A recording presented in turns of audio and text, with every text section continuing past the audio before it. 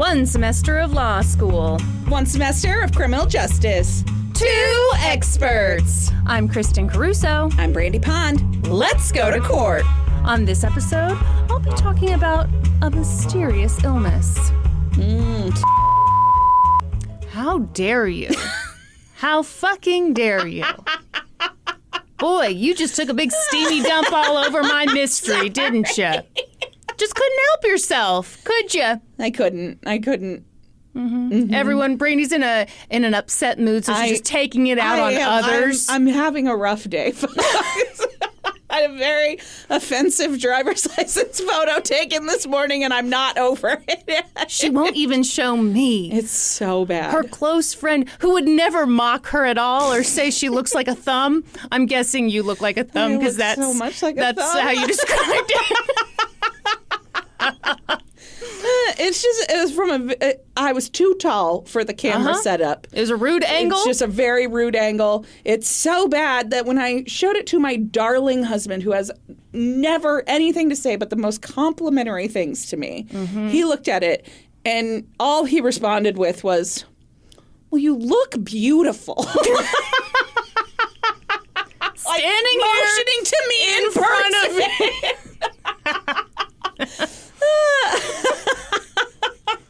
Well, thoughts and prayers for Brandy and her new driver's license photo.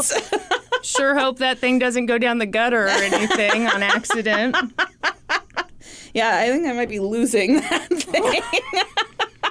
You'd better show it. I am not she's not an doing emotional place where I am ready to share that photo with anyone. All right, yet. that's fine. That's fine. But I'm just supposed to accept that now you're shitting all over my case. I wasn't shitting on anything. You were pooping on the mystery.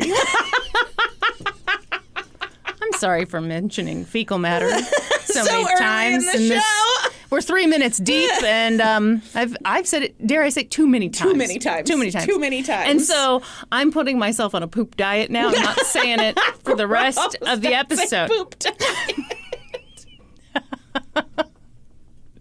I can only eat poop. This just in. But I can eat all the poop that I want. I've just developed a poop allergy. Oh. Okay, I went too gross for Brandy. Gross. Too gross for Brandy. For those of you who are still here, thank you for sticking around. I'm back on my poop diet. I won't say it again. It's a lie. Shan't say it again. She's going to say it so many times. It's like her hyperfixation. But you know what should be your hyperfixation? Our Patreon! Damn right. You know, folks, you sign up at the $5 level over there on Patreon, and you get immediate access to 50 bonus episodes. And they are meaty. Mm-hmm. And even now, after we've changed formats, those bonus episodes, they got 2 cases per episode. Some say it's too much meat. Yeah. But we just keep So it's like the opposite of those old Wendy's commercials. Yes. Yeah. Yes, thank you. Instead of where's the beef, it's, okay, my, there's so much beef. Who can eat? I can't even get through all this beef. Okay, if I'm on a poop diet, you're on a beef diet now. I've not said beef anywhere near as many times as you said poop. You've milked the joke as much as you can. That udder is dry, baby. Oh, boy. Anyhow, you could also sign up at higher levels on the Patreon. Yeah, we got a $7 level, we got a $10 level, and there's all kinds of rewards. At the $10 level, I've said it too many times. I don't even know how you Brandy's say driver's it. license photo. No, you cannot. It's just a picture of a thumb with hair drawn on it. Oh, hilarious. Sorry. I am not emotionally ready. I'm not stable enough for this, Kristin. We can't even joke about it. I can't handle it. Oh, okay. I take it all back. I take it all back. But you know what we could talk about, Brandy? An ad. Oh. Doodaloo. And now we're back from the ad. Doodaloo. Doodaloo. Maybe there should be new music for when we come back from the ad. What kind of music? What do you want? Oh. No. Like someone just walked in? No? Oh, you want to say that? Oh. You know what? We're brainstorming here, okay. bitch. All okay. Right. All right. What if I just sing Christmas shoes every time we come back? No, okay, no. So I want to buy oh, my fucking God, Brandy. for my mama, please. You're listening to the end of the podcast. It's Christmas You want some Eve fucking and these tea? I'll shoes spill are it right just now. your size. I can't handle it. Could you hurry, sir? Daddy says there's not much time. I'm going to ensure that you're buried in Crocs. So rude. I will bamboozle David. I'll be like, she always talked about It was her dying this. wish. Yep. She wanted the Crocs with the fuzzy lining on the inside. He's really looking forward to a Crocternity.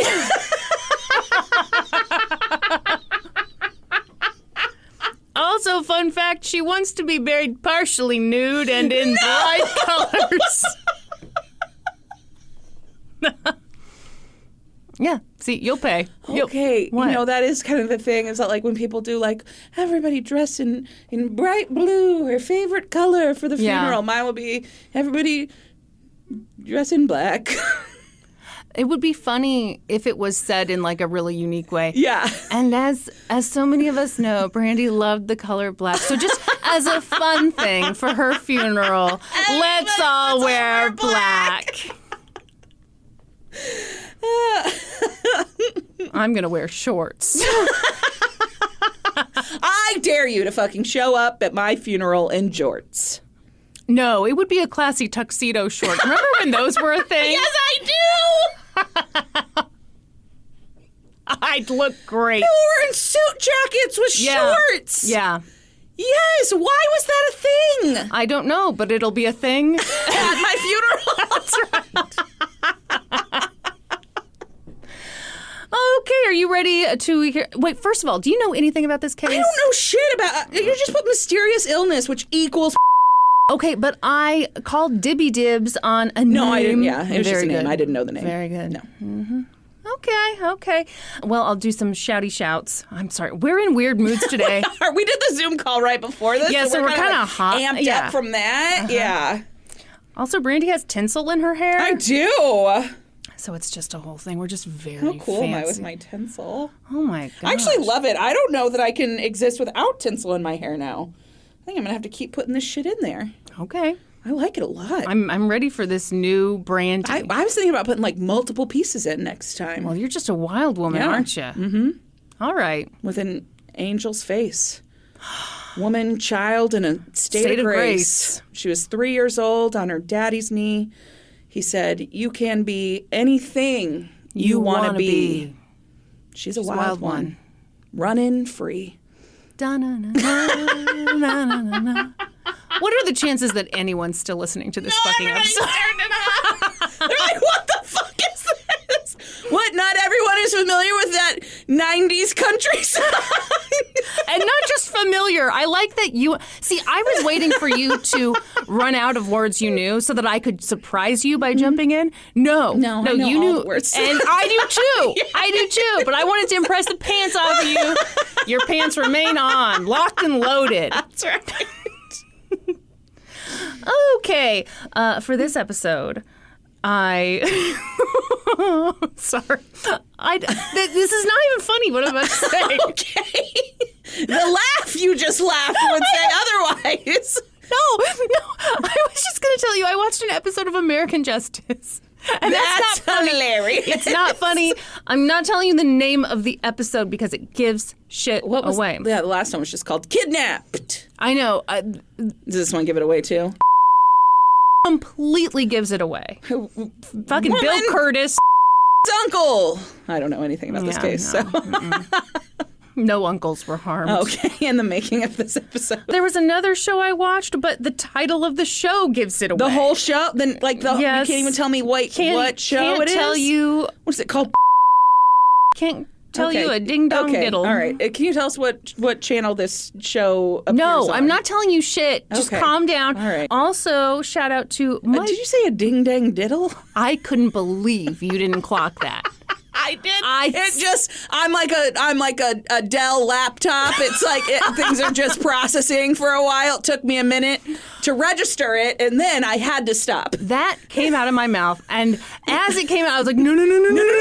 Like slow motion, you're trying to suck it back. I was like, she's gonna pounce on that, and then you didn't, and I was like, oh my God, I'm in the this clear. is great. I'm in the clear. She can't stop thinking about her driver's license photo. She's off her game. I can say whatever the ding dang diddle I want. Please don't. And we're gonna have to put you on a ding dang diddle diet. Do you like how my dingle dangles? I don't. Oh. Mm-hmm. That's really rude of you to say. Because I've been working on my dingle. And your dangle and how it dangles. And my confidence about it. So that really just ruined it for me. Okay. Anyhow, very sorry to hear about your dangle. Also, thank you. And your dingle. This feels like an appropriate time to tell you that, you know, on Paramount Plus, it's just like any other app. You can choose a little icon. What is yours? Officer Dangle. Amazing. And I needed to say that. Isn't he a Lieutenant Dangle? Oh, excuse me. Excuse the shit out of me. I'm sorry. He might not be. No, it is Lieutenant Lieutenant Dangle. Okay. It sure is. Sure is. I really identify with the man. Also, thank you to this reporter from back in the day. He doesn't want to be associated with this. Oh, okay. Yeah, with the dingles and the dangles. Probably not. What's his name? Mike Dangle? Mike McLeod. And he wrote an excellent piece. Mike, what? You just laughed it. You didn't actually say a name. Mike, unless that's his last name. McLeod. Oh, I think that's pronounced McLeod. Oh, well. McCleod. McLeod. Yeah. It's pronounced dangle. I'm not positive. I think it's pronounced McLeod, but I don't. All right. You know those nicknames, like some people pronounce them some ways, some pronounce them different ways. So. Ha ha ha. You just said nickname. Nicknames. Yeah, MC names. Oh, I thought you were trying to say nickname. No. I was so thrilled that you fucked up. No, I was trying to say nicknames. Damn it, everybody. All right. Adjust your scorecards. I'm losing so far. Oh, no, she's spitting. This is a ridiculous episode. Did you spit everywhere? Oh, no. There's Kleenex right there. I've never done a real life spit take before.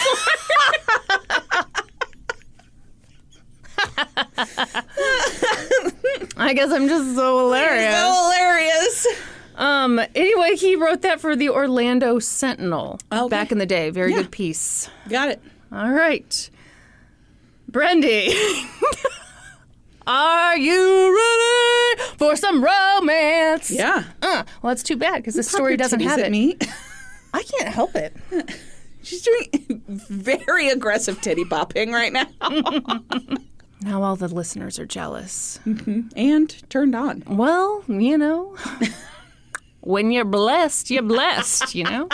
Don't blame me because I just go around turning people on all the time. I mean, that's just the way it is. Yeah, it's the way the cookie crumbles. We get it. Mm-hmm. Yeah. You just go around thumbing all the time. Stop it. How dare you? Okay, on a scale of 1 to thumb. In real life, as you see me right now, how close to thumb am I? Not close at all. Okay. You have the most desirable face shape because you've got the chin, you know, that comes to a point. You've got a heart-shaped face. Yeah. And that's not why... in this driver's license picture, I sure don't. No, that's why it's funny that you took a thumb photo because you do not look like a thumb. Okay, thank you. I really needed that right now. All right. I'm sorry. I didn't realize you needed it so badly. Whew, okay, so anyway, this story has no romance. Oh. So just calm down. Okay. Instead, we start with a woman who was in a vulnerable position. Mm-hmm. Peggy Carr was 40 years old, and she'd just ended a 14-year marriage to a man who struggled with alcoholism. I like how quickly we have transitioned into serious business. Yeah. We're pros. Yeah, we're the not best fucking around in the here. biz. Nobody says that. Nobody says we're the best in the biz. Nobody says, yeah, let's go to court. That's the best podcast in the biz. Best thumbs in the biz. We know what we are, and that's not quite it. Giggliest in the biz? Uh-huh. Sure. Crudest in the biz. No, Very possibly. No, not crudest, because I put myself on that poop diet and I haven't mentioned it once. You just since brought then. it up. Only to alert everyone that I'm doing great. So ADHDist in the biz. Indeed, I accept my crown. So it had been her first marriage, and it had been rough. Did I mention he had alcoholism? I did. You did. Mm-hmm. Anyway, ADHDist in the biz. So now she found herself raising 3 children, 2 boys and a girl on her own. And it wasn't easy. Peggy spent most of her life working in diners as a waitress, and she had to work really long shifts just to make ends meet. By all accounts, she seems like the perfect diner waitress. She was super friendly, very efficient, worked her ass off. But you know, Brandy, she wanted a little fun in her life. Oh, yeah? Oh, yeah. But keep in mind, this was the late 80s. Decades before someone could, I don't know, start up a hoe phase on some app. Can't imagine who would do that. No, me either. So that made meeting people a little She difficult. doesn't sound like she looks like a thumb at all, though.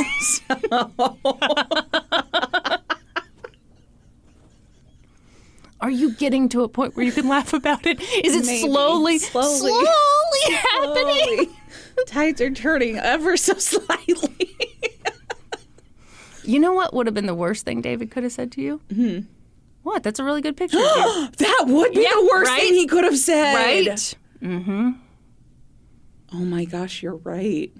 I told you, right, about the time in college when I got my ID taken and the guy, yeah, you remember? I do. Yeah. Tell the people. Okay. Refresh their memories. I had to go get a new ID picture, and people warned me that the guy who took the ID pictures was really mean and weird. And I thought, like, well, that's not going to be a problem. Like, it's a just need a picture 2-minute taken, interaction. Yeah. So I go there. He seemed perfectly fine. He took my picture, then smirked at it and said, "Do you want to take another?" And I went and looked because I assumed And you thought it looked fine? It just looked like me. Yes. It was me. It was my face. I was just, and so I said no. No, it's good. I was like, no, it's fine. And he goes, Sure. Okay. He goes, it's your picture. What? And it was my normal face. Mm-hmm. Mm-hmm. He didn't get me from the thumb angle. He got me straight on. Yeah. And still, he was like, this needs to be burned. Yeah. So anyway, she couldn't hoe it up like Brandy, as we all know, did. Mm-hmm. Also, she was living in a not particularly densely populated area. What? I thought you said she was living in a nut. In a nut? In a nut. She was living in a nut. Oh. And then I was wondering where that was going. Nut processing plant. You know, in a way, we all start out living in a nut. Oh, it's unnecessary. Crudest podcast in the biz, folks. I didn't mention poop. I said I wouldn't mention poop, but I didn't. I mentioned nuts. Now, if you wanted me to not mention nuts, you should have said so. Okay, that's on you.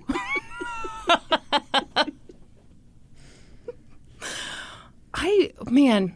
It's a rough one. This is a rough start. This is the roughest start to an episode we've had in a while. In a long time. If this is your first episode, maybe just skip around. Maybe listen to a couple other ones first, and then come back here when you find us charming. Can't you picture? It's someone's mom. Mm-hmm. It's like, oh, I guess I'll give that podcast a try. Yeah, Jenny's been talking about this podcast. She really enjoys. I think I'll check it out. Oh my God! We all live in a nut at some point. No, she'd be offended by you. What did I do? So many things. It's just disgusting. We can't even talk about it. I'm the Grace Kelly of podcasting. Okay. As it's been established, thank you very much. I'm really holding back here. I could say a lot of things that would make you feel like you don't want to be in this room with me anymore. Like what? I'm not going to say them because I'm classy and also freaks me out. Freaks you out? What do you mean? Yeah. Say it. No, I'm not saying any of it. Wait, what are you talking about? About your origins, ma'am. What about my origins? Never mind, it's gone too far. No, what is it? Well, bleep it. What is it? My origins? Yeah, about you. Ew! Exactly! Brandy, what the fuck? Exactly! Oh my God! What is wrong with you? You started it! Patty, do not bleep that. No! Let the people know. No, I don't want anybody to hear that. I am horrified by it. Okay, Patty, bleep it. Bleep it. But keep all the rest of this in so people know she's disgusting. Disgusting. Too far. You're a terrible influence on me. What? I didn't make you say that. You said that to me. Yeah, but you started it. Everyone, weigh in. Are we going to blame the woman who struggles with ADHD? Okay. Who's just barely hanging on? Or the emotionally stable one who looks like a thumb? Lord. Oh my gosh, this is a fucking train wreck. We gotta move forward. Okay, she lived in not particularly developed area. Is that what it was? Brandy, here's the problem. I'm kind of enjoying the train wreck. And since I, am the conductor of this episode, I'm going to slow this train down all I want. Okay, all right. Anyway, so she lived in a nut, as we all once did.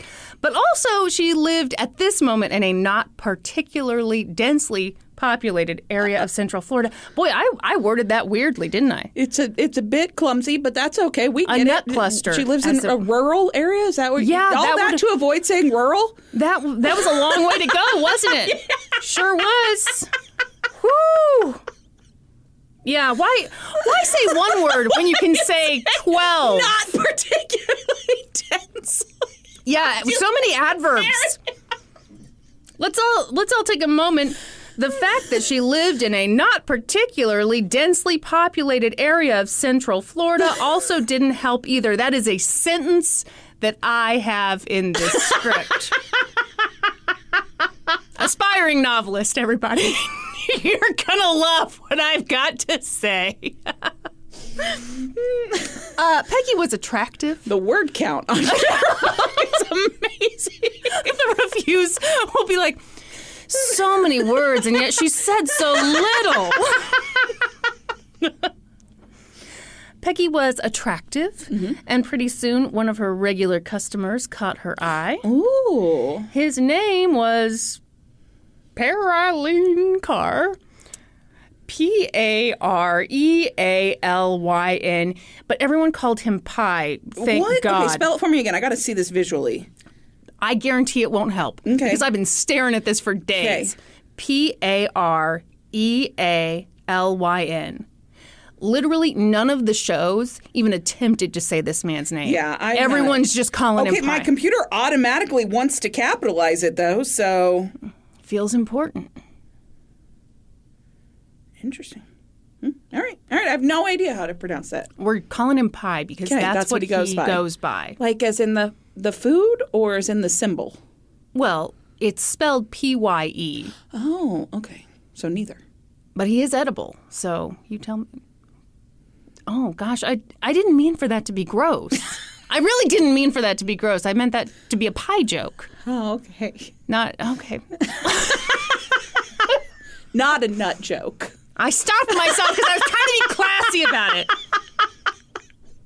Anyway, Peggy and Pie had a lot in common. Mm-hmm. They were around. That's kind of cute, Peggy and Pie. Yeah, it's adorable. Yeah. Mm-hmm. Uh-huh. Mm-hmm. Okay. All right. Let's all forget about the nut stuff I said earlier. They were around the same age. And also that stuff we had to bleep out. You really went too far.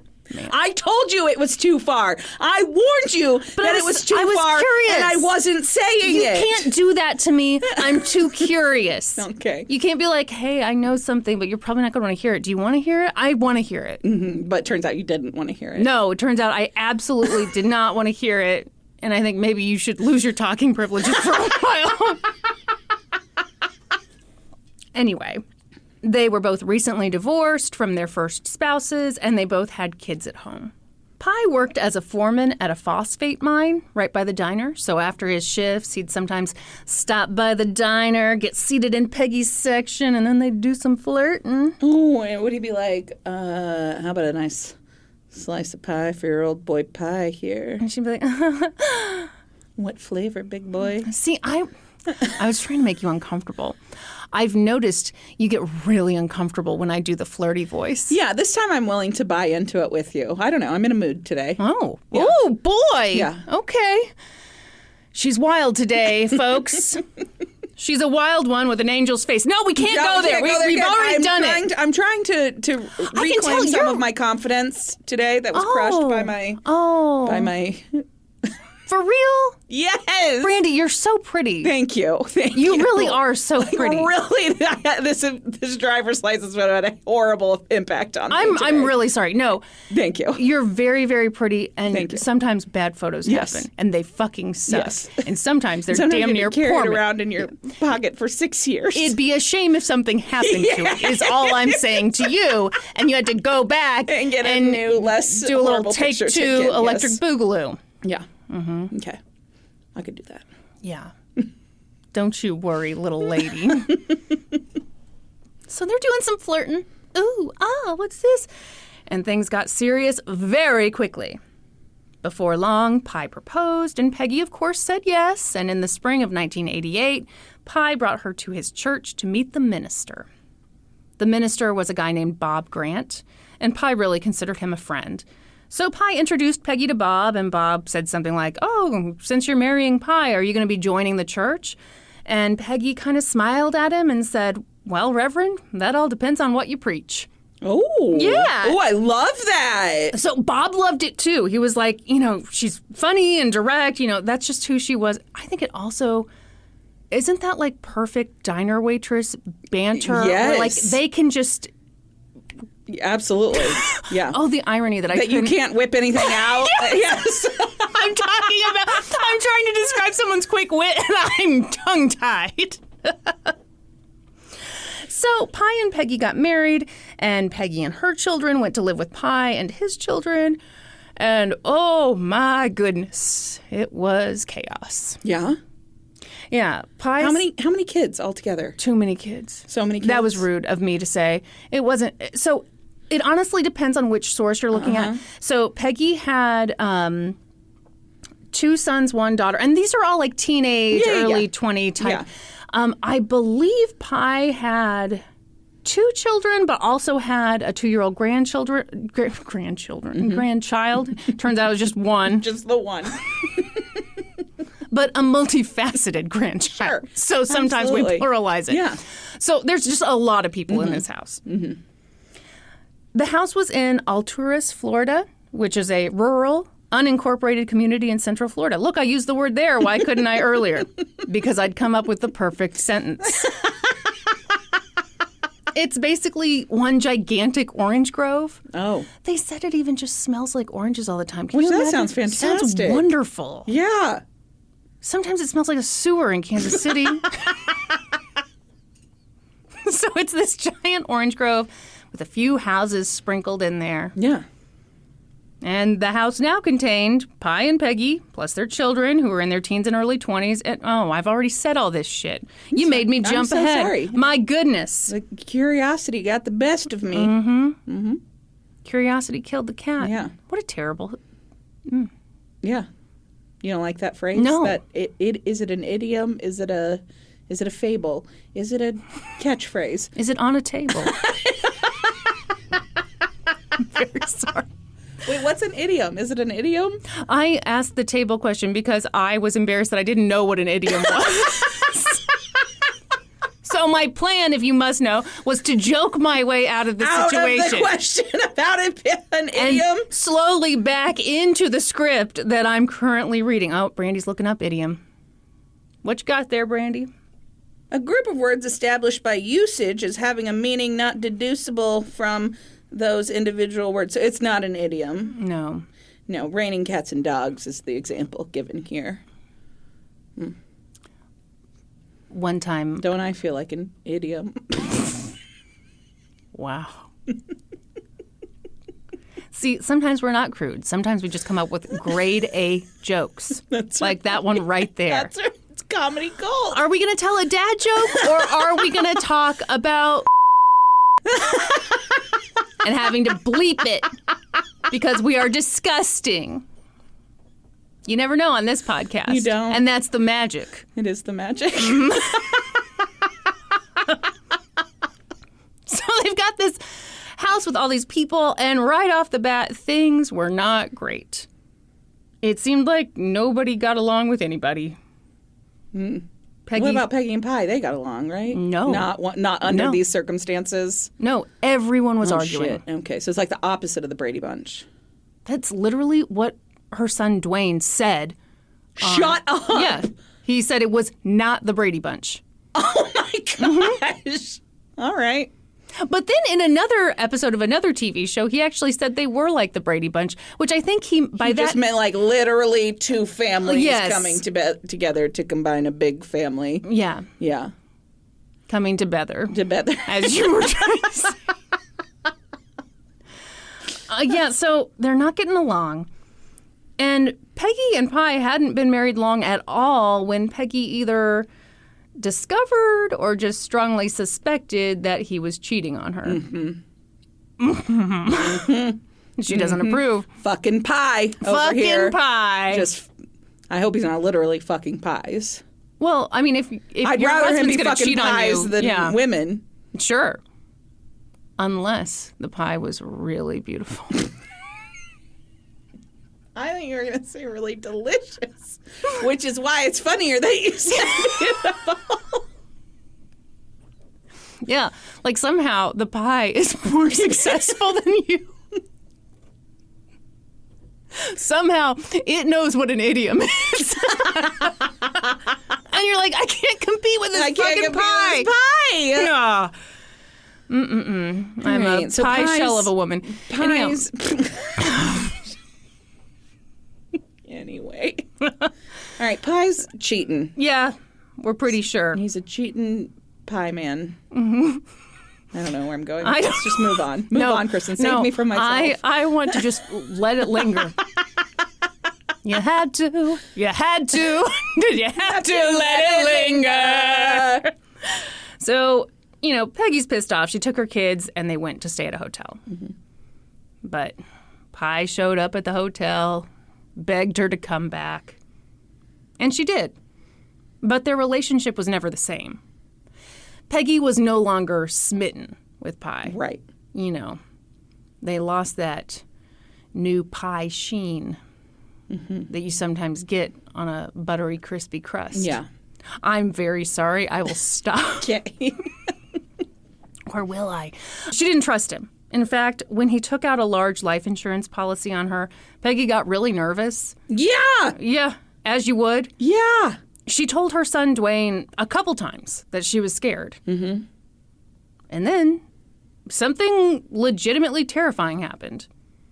They got a letter in the mail addressed to Pie, no return address. So Pie opens the envelope and found a message that had been typed onto a Post-it note. It read, "You and all your so-called family have 2 weeks to move out of Florida forever or else you all die. This is no joke." What? Yeah. The note scared the shit out of Peggy, but it didn't seem to scare anyone else. Everyone kind of dismissed it as a joke. Really? Yeah, so I think a big factor is Peggy and Pie both had teenage boys. They were both like 15 or 16 at this point. Yeah. Maybe it was one of their friends being stupid. Maybe. Pie even showed it to his friend, the minister, and the minister was like, "Oh, I can't imagine that anyone actually wants to hurt you." Yeah. So, what do? You just keep living your life. And then a couple weeks later, or was it a couple months later, depends on which source you're reading. Both could be right. I guess. Boy, that's really picky of you. Peggy woke up early to head into the diner for the breakfast shift. It was Sunday, October 23rd, 1988. And at first everything was fine. But that afternoon, when Peggy's daughter Sissy came to the diner, Peggy was like, whoa, I feel terrible. She said her chest hurt, her legs hurt, she was nauseous. So Sissy told her, okay, well, you need to go home. Just get some rest. So that's what Peggy did. She went home, laid down on the couch, and when her son Dwayne saw her, he just couldn't believe it. He was struck by how out of it she seemed. Mm-hmm. And she kept talking about this weird pain in her feet. She said it felt like they were burning from the inside out. Oh. As the hours went on, Peggy got worse. She couldn't walk. She could barely speak. What the hell? Yeah. It got to the point that she couldn't open her eyes. Oh my gosh. Luckily, she knew sign language. Both her parents had been deaf, so she used sign language, because she'd known it, her whole life, to tell her family about her symptoms. And finally, they were like, okay, we have to take you to the hospital. Yes! This is way too much. So they took her to Bartow Memorial Hospital, and the doctors were stumped. At first, they wondered if maybe she had the flu. I mean, obviously a very rare, weird strain. But after a few days, they wondered if maybe this was all in her head. Sure, because she is a woman, after all. I can speak with great authority. We make shit up all the time. I have in my notes here, that pissed Peggy off. I don't really know that. I'm just going from experience. Yeah. Mm-hmm. Her symptoms were strange, yes, but they were real. She said she was burning. It didn't feel like a sunburn or like, oh, you touched the stove. It felt like a burn was taking place inside her body. It was as if someone had poured hot water into her veins. Oh, my gosh. Their minister/friend came to the hospital to visit her, and she told him about how the doctors thought this might be psychosomatic. But she told Bob, I am not imagining this pain. It's real. Yeah. I just wish I knew what was happening to me. But they couldn't figure it out. The good thing was that after a few days, her condition improved. So the hospital staff sent Peggy home, where she was expected to make a full recovery from this thing that was maybe all in her head. Yeah, all in her head, yeah. But she didn't recover. I don't think they, ever say that to men. I might be bitter from my medical experiences. But. And I might be backing you up out of my own bitterness from my experiences. Wouldn't that be interesting to know? Yeah. How often they tell men that they're imagining their symptoms. Yeah. Mm-hmm. Fun. Yep. All right. So Peggy didn't recover. She got worse. Mm-hmm. So much worse. Yeah. She became completely incoherent. Wow. It was shocking. Her sister-in-law, who was a nurse, was really alarmed, so she called for an ambulance, and she was crying, and she told the dispatcher, this woman is dying. The ambulance came and took Peggy to Winter Haven Hospital. She had all the same symptoms as before, but it was so much worse now. Now, parts of her body were shutting down. She couldn't speak at all, couldn't open her eyes. At one point, a nurse held Peggy's eyelids open to ask her if her feet still hurt. And Peggy, in sign language, signed, I hurt all over. Oh, my gosh. Then she looked over to Pi and signed, why am I so sick? Yeah. Yeah, what's Pi got to say about all of this? Not much. Uh-huh. He didn't know why she was sick. Oh, he didn't? And he didn't have the heart to tell her that his 16-year-old son, Travis, and Peggy's 16-year-old son, Dwayne, were both now in that same hospital suffering from the same mysterious symptoms. You're fucking kidding me. Nope. Okay, this just got even wilder. All right. Okay. So Pi's not poisoning them. Maybe he is, maybe he isn't. Okay. All right. The medical staff ran a bunch of tests, but they couldn't get answers. They tested for arsenic poisoning, but that wasn't it. It wasn't until Peggy's hair began to fall out that a neurologist named Richard Hostler was like, okay, hold on. It's probably not this, but is it possible that these people are suffering from thallium poisoning? Okay. So this was kind of an off-the-wall guess because thallium had been banned in the United States since 1972. Yeah. There were major restrictions on it, and for a very good reason. It's super deadly. It's also odorless, colorless, and pretty damn hard to detect. Yeah. Unless you're specifically looking for it. Right. But the neurologist's hunch made sense. People who have thallium poisoning do lose their hair usually, and that's what gives it away. Yeah. Thallium poisoning would also explain that horrible burning sensation that Peggy and Dwayne and Travis were feeling. Right. Because when you ingest it, your body mistakes it for potassium. And so instead of trying to get rid of it, your body grabs onto it, sends it all over, and once it's all over your body, it blocks the ability to absorb oxygen. Wow. Which is why it feels like you're burning from the inside out. Holy shit. So they tested Peggy and the boys for thallium, and sure enough, they all had varying levels of it in their system. So that scared the ever-loving shit out of everyone. Yes. And naturally, investigators were very suspicious of Peggy Carr. Yes, of course. How did 3 people in his home get this in their system? Yeah, Peggy's son Dwayne was pretty suspicious of him too because when Peggy first got sick, he had been out of town. He'd been on a hunting trip, or maybe he was with his mistress. Either way, it seemed pretty convenient to Dwayne. But investigators tested Pye and everyone else in the Carr home, and they determined that just about everyone in the family, including Pye's 2-year-old granddaughter, had traces of thallium in their system. Okay, so is it something in their house? Is it something at the phosphate plant that Pye is unknowingly bringing home and exposing to the family? Wouldn't he have the worst systems? Family too. I said systems. Symptoms? Wouldn't he be the worse off? I would think so, except unless he's wearing. What? Okay, there's 2 possible. This is the way I see it. No, all right, nothing, let's hear it. 2 possible scenarios here. Oh boy, Officer Brandy is in the building. The symptoms. Because he's been exposed to it at this phosphate plant for all these years, he has some kind of immunity to it. He's like the old-timey kings who would ingest just a little bit of poison every day, so they couldn't be Pirate poisoned. Roberts, either way. Okay. That's Princess Bride reference. All right, thank you very much. Iocane powder. Okay. I'm a lot younger than you, so I don't know that reference. Yeah, so much younger. Or he is wearing protective gear at this plant, and so it's on the outside. Your of theory's really falling apart, Officer Brandy. It's pretty quickly falling apart here. Starting to question your credentials. It's only on the outside of his clothing, and so the family's coming in contact with it when they're cleaning the house or doing his laundry. I don't know.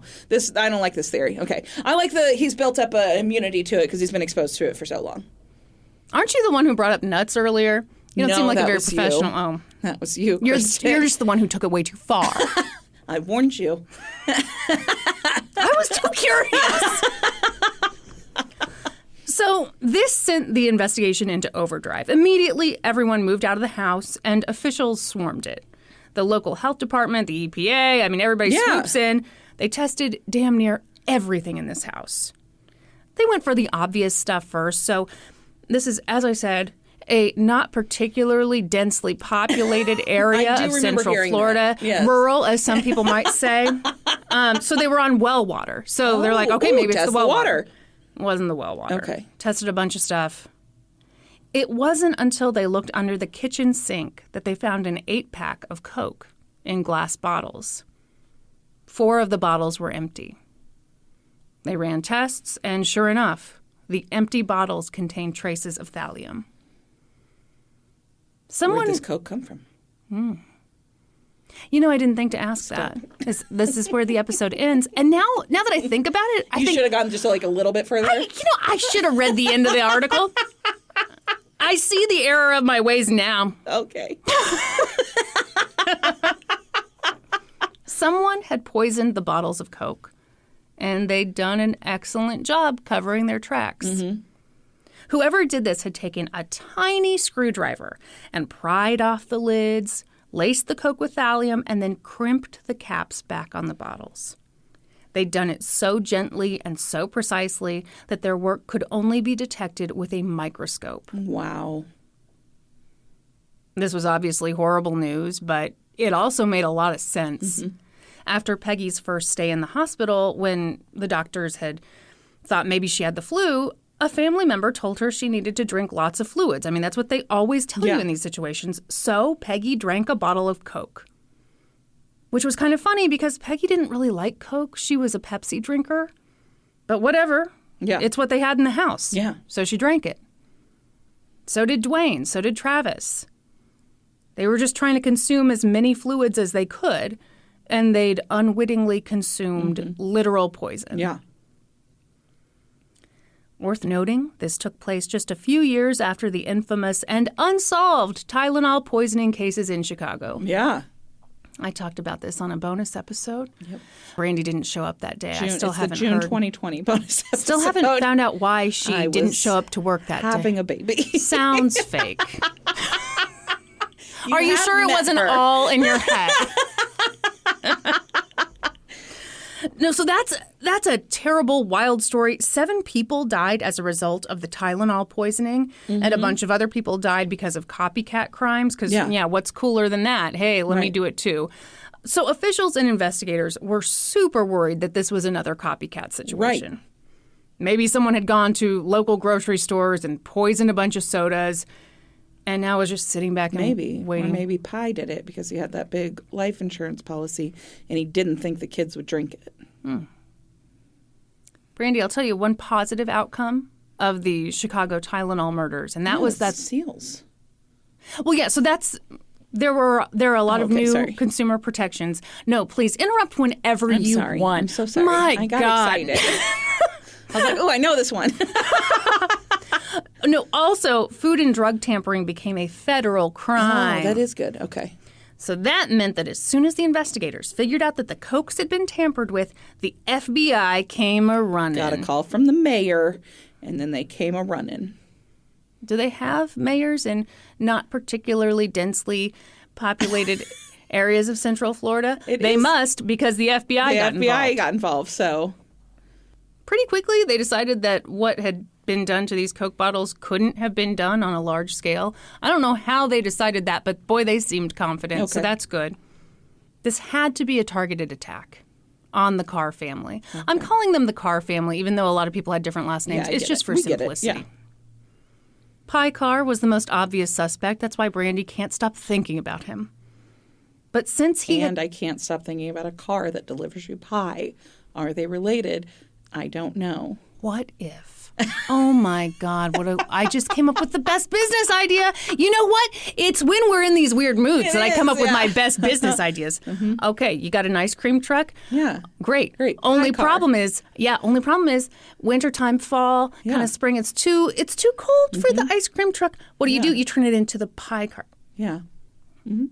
I would totally flag. I'd probably get hit by a car trying to get my pie. Why am I struggling?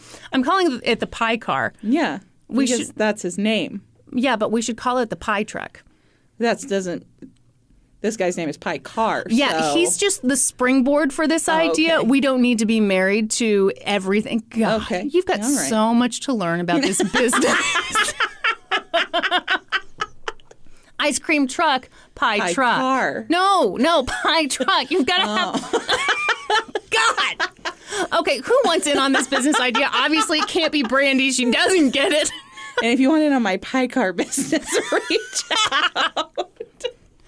People will hear the jingle and they'll get excited. Yeah. So they'll come out. But then they'll see it's just you in like a 91 Camry. And they're I was picturing a Mercury Sable. The bottom line is your pie car doesn't have the room to hold all the pies. Have you ever seen the trunk of a Mercury Sable? Have you ever seen the trunk of a truck? It's huge. Pie truck. Okay. I like this idea where you and I are business partners in the podcast, but we have rival pie business. Every other day, it's game on. We are bitter rivals in the pie business. Will we settle our differences? Tune in. Find out. Wait, stay tuned. Likely. No, they're already tuned in. Stay tuned. Stay tuned. God damn. Don't touch that dial. All right. Peggy Carr was the most obvious suspect. But he had actually been a little poisoned himself. He'd been a little poisoned? Yeah, he had traces of it in his system. Everyone in this family had some traces of it. So, all right. Got a little on him when he was putting it in the bottle. Am I going to feel bad for accusing this man of poisoning his family? I don't know. Are you going to feel bad for shitting on my idea about a pie truck? And it's not that I think pie truck is a bad idea. Pie car is the joke. Yeah, but pie truck is the idea. So he'd been a little poisoned himself. So to them, that means just a little poisoned. Well, I mean, he's not hospitalized. Okay. He's just a little poisoned. He too was a little poisoned. And his son, whom he loved very dearly, had been very poisoned, super poisoned. So investigators, for that reason, ruled him out. Could you have taken that drink a little louder? Sorry. It was so loud. Did you shift every piece of ice in that drink? I did. Now, what do you think of this? I'm reserving my opinions for now. Why? Are you shy all of a sudden? But I don't want to keep accusing this man, and then you're going to tell me in 2 seconds that there was never any Clifton Heights anyway. Clifton Heights? What the hell are you talking about? That's the episode where I accuse the guy of murdering his wife because he laid in the hotel bed with his clothing on. Okay, that's a bonus episode, right? And I was doing a reenactment, and he actually lived in Clifton, but I called it Clifton Heights, and you were like, that's not even a place. Anyway, that was a real deep cut reference. That's a super deep cut. When you reference my own podcast, I don't know what the hell you're talking about. That was a delightful episode. Mm-hmm. Everyone, Brandy became convinced. Yeah, that man had murdered his wife. Turns out he didn't. It turns out he was totally innocent, and Brandy was mocking a man who was deep in grief. Is she a monster? Yes. He got in a bed fully clothed and pulled the covers up over his head, and he was a grown man. Well, he was grieving. I understand, and I apologize. Anyhow. They asked the Carr family if they had any enemies, and of course no one had any idea who would want to do this to them.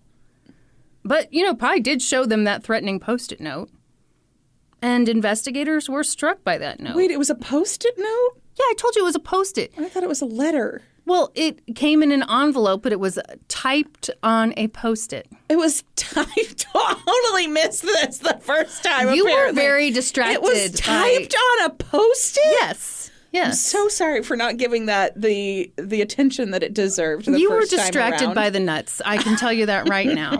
Don't say the nuts. You were. It's just a fact. I wish it wasn't a fact, but it is a fact, sadly. So they're like, wait, it's a Post-it. And he's like, yeah, I know, I already told you. And so they read it. They're very disturbed by the message. But they were also struck by the way it had been addressed. The Carr home was technically located in Alturas, Florida, but the person who sent them the Post-it knew that they used a Bartow mailing address.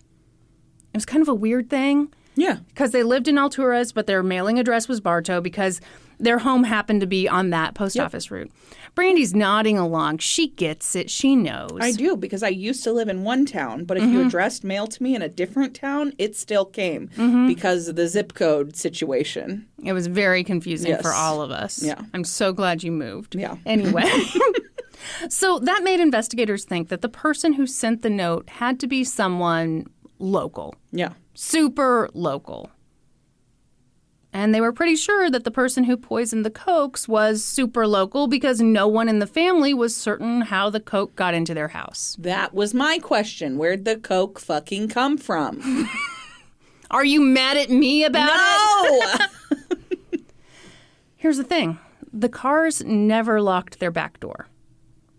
There were a lot of people in this family. People were coming and going all the time. So investigators figured that this had to have been done by someone who was able to keep a close eye on the home. Someone who could pop over, drop off the poisoned Cokes, and leave. Yeah. They started asking around. This is a small community, but they talked to a bunch of people, and they asked everyone, why do you think someone did this? And everyone's answer was always the same. I have no idea. No idea why anyone would do this. But then they talked to the Carr's neighbors, their closest neighbors, in this remote, rural, not particularly densely populated area of Central Florida. What the fucking neighbors say? Okay, so they were George Trepal and Diana Carr, which is confusing, but she's not related. No relation. Okay. And when they asked George why he thought someone might have done this, he said someone wanted them to leave. That is a weirdly specific answer. Mm-hmm. Looking at you, George, now. That's concerning. Looking at you, George, now. I wanted it to be clear that I wasn't looking at you, Kristin, now. But you do have the pleasure of looking at me right now. The greatest Your pleasure. greatest joy. So the investigators were like, oh, what the fuck? So they asked him more questions, and they were struck by the fact that as he talked, his mouth made kind of a soft, clucking sound, like he was suffering from a serious case of dry mouth. Like he didn't have any Cokes in his house to drink. Is that what you mean by that? No, like he was nervous. Like all of his Cokes had ended up at the neighbor's house. That is the funniest explanation for dry mouth I've ever heard. We start with everyone who's thirsty, and we narrow it down from there. He seemed nervous, weird even. Mm-hmm. George admitted that he and Diana didn't get along with the Carr family. He said that sometimes it felt like everyone who lived in that house owned 5 pickup trucks. Yeah. For the record, it does sound like the Carrs were pretty shitty neighbors. They blasted loud music, and Dwayne and Travis, the 2 teenage boys, they'd get on 3-wheelers. They'd ride all over George and Diana's property. They'd set off firecrackers. In fact, just a few days before Peggy got sick, she and Diana got into an argument about the loud music. Oh, really? Yeah. Okay. Diana was screaming and cursing at her. She was pissed off about this loud music. Interesting. Yeah. Investigators asked George if he knew anything about thallium. And he claimed he only knew what he'd read in the paper. But George fit the profile that the FBI had developed. Really? Yeah, so they had this profile, and they thought that their poisoner would probably be a white male, highly intelligent, touching his eyeball nonstop. My lashes are stuck together. I'm very sorry. It's a very distracting. Yeah, everyone, Brandy is knuckles deep in my eyeball right deep now. in her own eyeball, and I'm just supposed to be a pro and keep on trucking. I think there's one like, it is. It's flipped inside. Well, you shouldn't have added the tinsel to your eyelashes. I don't have any tinsel on my eyelashes. So this poisoner was supposed to be a white male, highly intelligent, and very non-confrontational. That fit George to a T. Okay. Investigators drove away from that initial meeting with him, and one of them said to the other, "He did it. Now all we have to do is prove it." Okay. I don't love that. Oh, that's a great line. That's cut to commercial. Yeah. Okay. They're out there solving this crime. All right. He did it. All we have to do is prove it. Yeah, that it makes me nervous with, No. history of the police and all. No, they're always right. Now if we can just make the evidence fit the crime. that makes me real nervous. Brandy, whose side are you on? You heard about the dry mouth? I did. It sounds like either fresh out of Cokes. not a Coke to drink as far as the eye can see. So they looked into George and Diana. They were both super intelligent. They actually met in 1980 through a personals ad in the Mensa newsletter. Oh, shit. They're in Mensa? Are they both in Mensa? Yeah, if they met in a newsletter, they're both in Mensa. You're doing a great job pretending you know what this is. Everyone, Mensa is the high IQ society, and it's for those of us who have scored in the top 2% of intelligence tests. You're hilarious.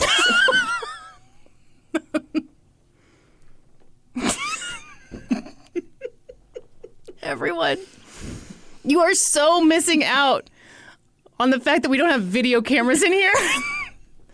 The look on Brandy's face when you question her intelligence is not to be missed. Do I have to tell you you're hot and smart in this episode? Yes, thank you. That'd be wonderful. I won't do it. So, when they met, in an answer to your question, yes, they're both in Mensa. Okay. They're both super smart. Yeah. When they met, Diana was doing her residency in Georgia, and George was working construction in South Carolina. Oh, she's a doctor. Mm-hmm. Doctor. Give me the news. How do I get some thallium to poison my neighbors? Is that how the song goes? My goodness. It's not till you listen to the lyrics that you really understand get the message it. Yeah, It's so catchy. You just think it's an upbeat song. Yeah. But it seems like her being a doctor would put her in the path of being able to access some thallium. You think so? Well, I don't know. I think I've been racking my brain here to figure out why I know what thallium is. I've heard it recently on a podcast. So certain industries are allowed to use it, but it's it used to be really common in rat poison, so just about anybody could get it. Yeah. Oh, that stopped. Yeah. So they'd moved to this quiet little area of Florida where Diana was now an orthopedic surgeon and George was a something. Thallium minor. No, he's like, I don't know what the use is for thallium, so I don't know. He's a jewelry maker. He's something with chemicals. He's a bird caller. I don't know. What does he do? He's a something with chemicals. He was a self-taught chemist and a self-described computer programmer. Although one article I read said that he did have a degree in chemistry, but no one else said that. Some sources said that he had his own computer programming business. Others just said he was unemployed. Oh. One thing that everyone seems to agree on is that Diana earned the majority of the money, which isn't shocking considering she was an orthopedic surgeon. But since this story took place in the late 1980s, you should know that it wasn't remotely okay for a woman to make more money than her husband. Are you even a man if your wife makes more money than you? Does your ding-dong fall off into your appletini? Okay. You should have called it his dingle-dangle. Just dingle-dangles floating in the appletinis. Yep. It's practically a garnish. Brandy, I'd like to read to you from an article that ran in a Florida newspaper at the time. Some people in Alturas had a hard time understanding how a man could be content to let his wife support him. That didn't matter to Diana, a heavy-set woman with a barking laugh. That's the rudest. What the fuck? That is the rudest literally description. Everything I watched or read made some kind of shitty reference to her being an orthopedic surgeon who, like, they had a marriage that worked for them. Yeah. Leave them the fuck alone. Sounds fucking awesome to me. My wife's a doctor, so I get to dabble in computers. Right. Great. Right. But like, what's wrong with that? They could not help themselves. Oh my gosh. And there was the fact that Diana was heavyset. So that, let's not forget honestly, that. Okay, he's thin. Yeah. She's heavier. Yeah. Oh my God. Yep. Yeah. It must be mentioned. Yes. It must be mentioned. Also, she was loud. Yeah, what the fuck? Oh my gosh. How is he surviving? He's not. He's a shell of a man. So I think we can all agree that George and Diana were very weird. No. Very weird. Well, okay, I am concerned Gender that they roles. poisoned their neighbors, roles. But yeah, maybe they did. Yeah, I am concerned about that. I think but it's very likely also, that isn't they it poisoned their equally neighbors. bad No. that she makes more money than him? And she's loud and heavy set. Yeah. Nothing worse than that. No. Even poison. Yeah, no. Yeah, so there's that. And also, get a load of this. I do also love that, like, heavy set was the nice way Oh, yeah. to say it. Yeah. Yeah, just be. Yeah. Anyway. Yes. Get a load of this, Brandy. Okay. George spent most of his days at home. Just poisoning bottles of Coke and planting them in his neighbor's home. Yeah, Maybe. George did this, obviously. I'm very sorry, Pi. My sincerest apologies to you. She's earlier. done it again. Gee, I sure hope that you didn't get in bed with your clothes on, because she'd really mock you then. He initially told investigators that he spent most of his time at his office, which he said was located near Diana's office. But in truth, he was just a homebody. He spent most of his time at home. And in another deeper truth, he had also done some time in federal prison. For what now? Well, in 1975, he'd been convicted for conspiracy to manufacture and distribute amphetamine. Oh, so he's real good with the chemicals. Yeah, then. real good. Real good with the chemicals. Did about 2.5 years in federal prison, and it was alleged that he had been the chemist in a big meth lab in North Carolina. Yeah, this dude poisoned his neighbors. Yeah, maybe. Okay. We're just not sure. We just can't be sure. Brandy, would you like to hear a fun fact? Yes, I would. Thallium is often used in the creation of meth. Great. Yes, that makes sense. Just squirrel that away. Yeah. Unrelated fact. Just another nut for you to hold on to. Okay, stop. Would you like to hear some more fun facts about George? Yeah. Okay, one time in the 70s, George went on a cross-country road trip with a friend, and they took cookies that were laced with drugs, and they picked up hitchhikers and offered them cookies, and they didn't tell them that they were laced with drugs, which is a fucking waste of drugs, and also not okay. Not okay, yeah. But also, this dude was cooking meth in the 80s? Were people cooking meth in the, what, you said the 70s even, right? this is just what's alleged. You know, No, he served time in federal prison for cooking. For distribution. Oh, distribution. Okay. So even that is way earlier than I thought meth came on the scene. And you've always been such a meth expert. That's the thing that's so funny is I know nothing about drugs. I was going to say, you're expert. You're knowledge so confidently. I know nothing about drugs. Just in my mental timeline, I thought meth came on the scene way later than that. Maybe he was a trailblazer. Maybe you ever think of that? So, investigators were pretty sure they knew what had happened here. Yeah. George had used his knowledge of chemistry to poison the Carr family. My God, I didn't think that's where that was going at all. What are you talking about? No, I'm just kidding. God damn it. I can't believe you got me with that. Oh, damn. Bested by a thumb.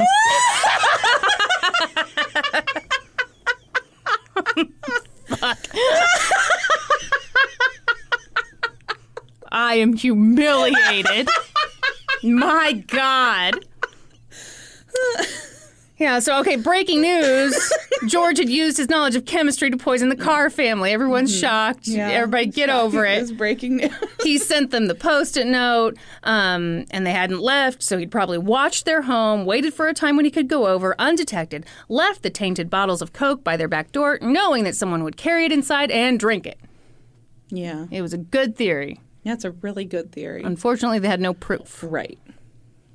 In the meantime, the Carr family continued to struggle. Peggy was put into a coma, and on March 3rd, 1989, 4 months after she'd been poisoned, Pi signed the papers to shut off life support. Oh, my gosh. Yeah, she had no chance of recovery. Oh, my gosh. So that's the other thing. How are the boys doing? Okay, so they recovered. Okay. But they had a terrible time. When Dwayne went into the hospital, he weighed 175 pounds. At one point, he got down to 92 pounds. Holy shit. He was hospitalized for 2 months. Oh, my gosh. Travis had been even worse off. There were several nights in the hospital where everyone thought he was going to die. Yeah. He was hospitalized for 6 months. Oh, my gosh. So that's the thing they said about thallium poisoning is another reason why it's so heavily regulated is if you get it in your system, there's not a ton that can be done. Yeah. So with Peggy off life support, this was a murder investigation. Yeah. And it had captured the attention of the national media. So this case really needed to be solved. They just needed George to slip up. Mm-hmm. And wow. something fell right into their laps. Oh, what fell? How'd he slip? Would he slip on a banana peel? That's exactly right. Yeah. I actually need some more beverage. Get yourself a Yeah, bevy. I need a bevy. Okay. Investigators found out that George and Diana were organizing a Mensa murder weekend at the local Holiday Inn. Oh, yeah? Mm-hmm. Okay. At the Holiday Inn. Mensa murder, like a murder mystery party type thing. No, they're going to kill people. For Mensa members. Kill Mensa people at the Holiday Inn. Yeah, Okay. It's a murder mystery Hotel, weekend. motel, Holiday Inn. Diana loved murder mysteries. She read them all the time. She loved the show Murder, She Wrote. Who didn't? Mm-hmm. So she and George organized this very detailed event. Over the weekend, 4 murders would be acted out. The story centered around voodoo. In each story, the victim received a threatening note prior to their death.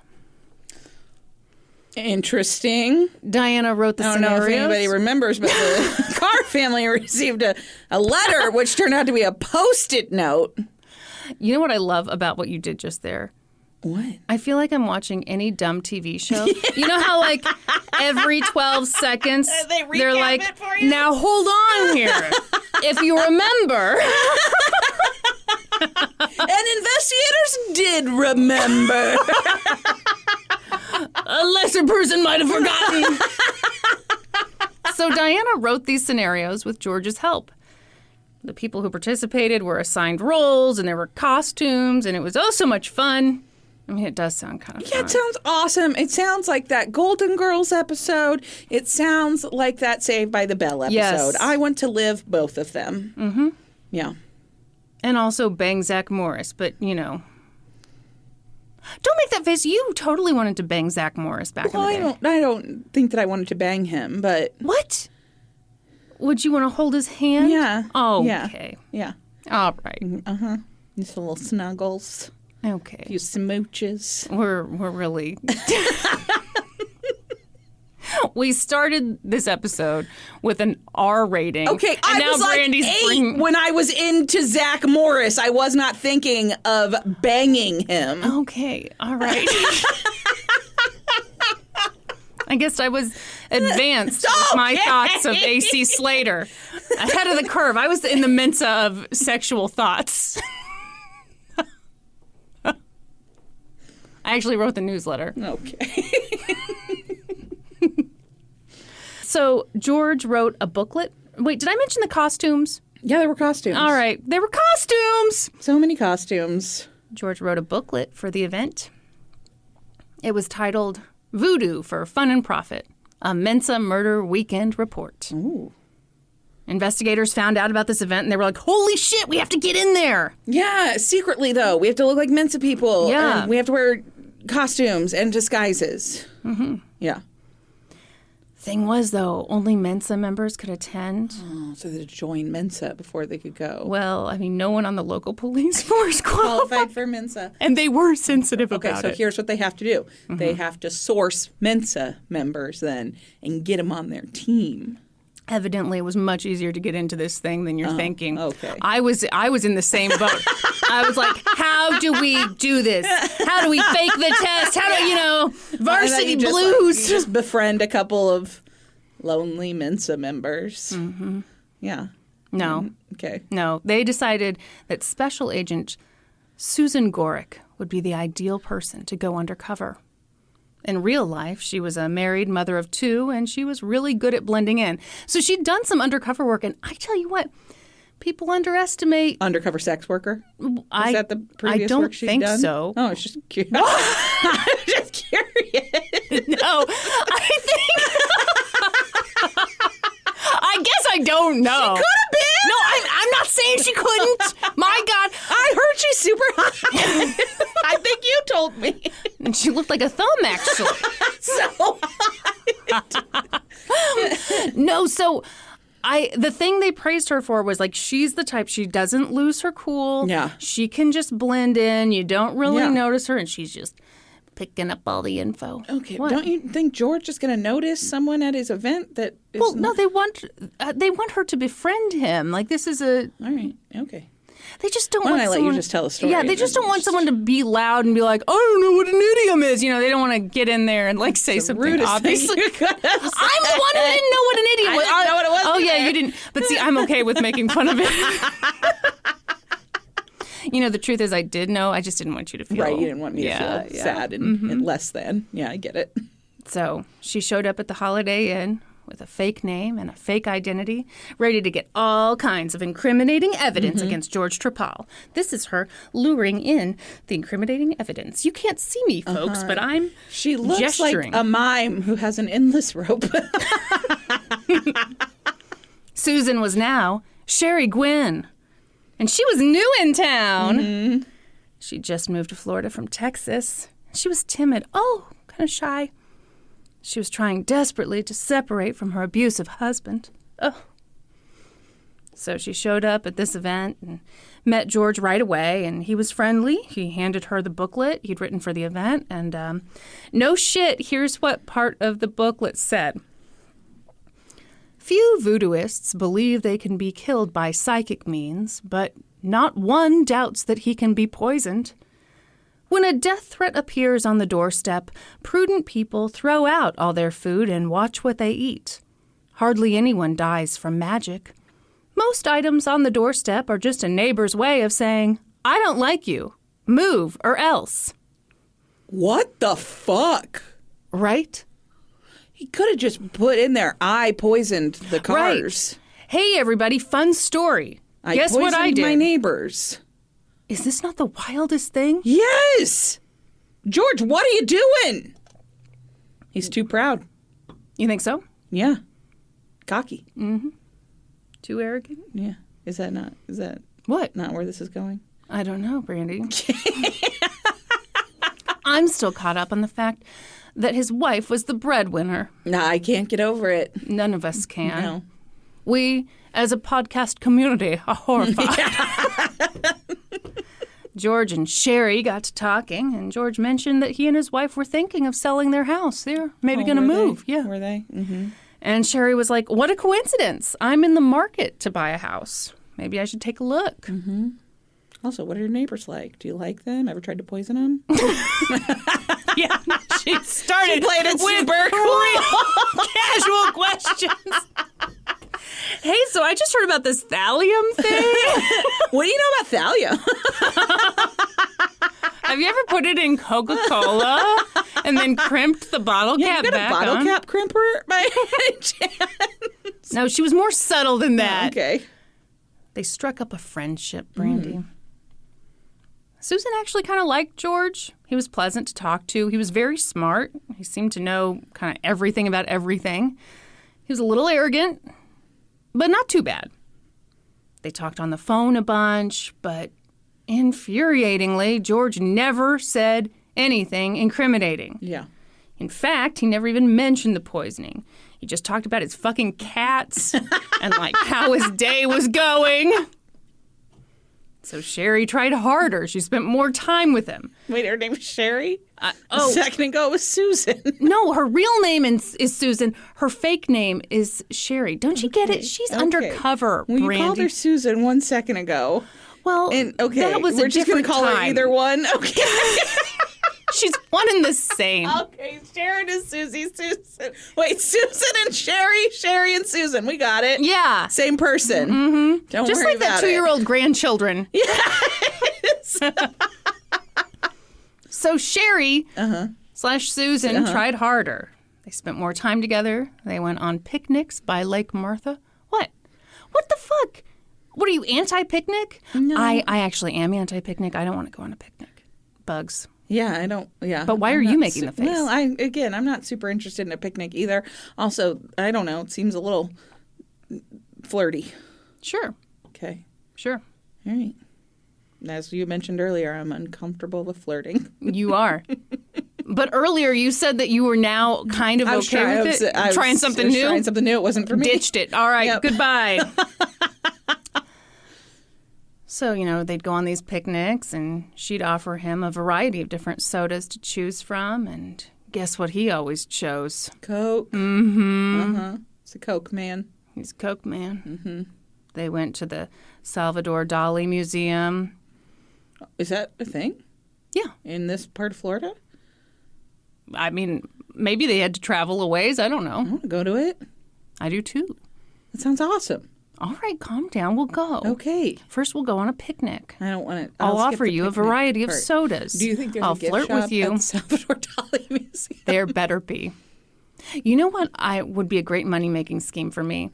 I take you to a variety of museums that don't have gift shops. But I open up my trench coat, and I've got all kinds of trinkets. Also, you're naked, which makes me uncomfortable. No, I would. So I have to shop very fast. I would be. You know what? Hey, maybe that could be a tactic. I'm fully nude. I'm like, everything must go, and you're like, oh, you gotta move fast. Mm-hmm. Those tits are not for sale. Don't mind the tinsel. Anyhow. Tinsel on your tits? No, on my bush. Obviously. How are you going to put tinsel on tits? You told us you have nipple hair. So. I tweeze those. I also don't have a bush. I just think bush is a funny word. Yeah. All right. Anyhow, people don't need to know this. They don't need to know about and yet now they do your know vegetation situation. Vegetation.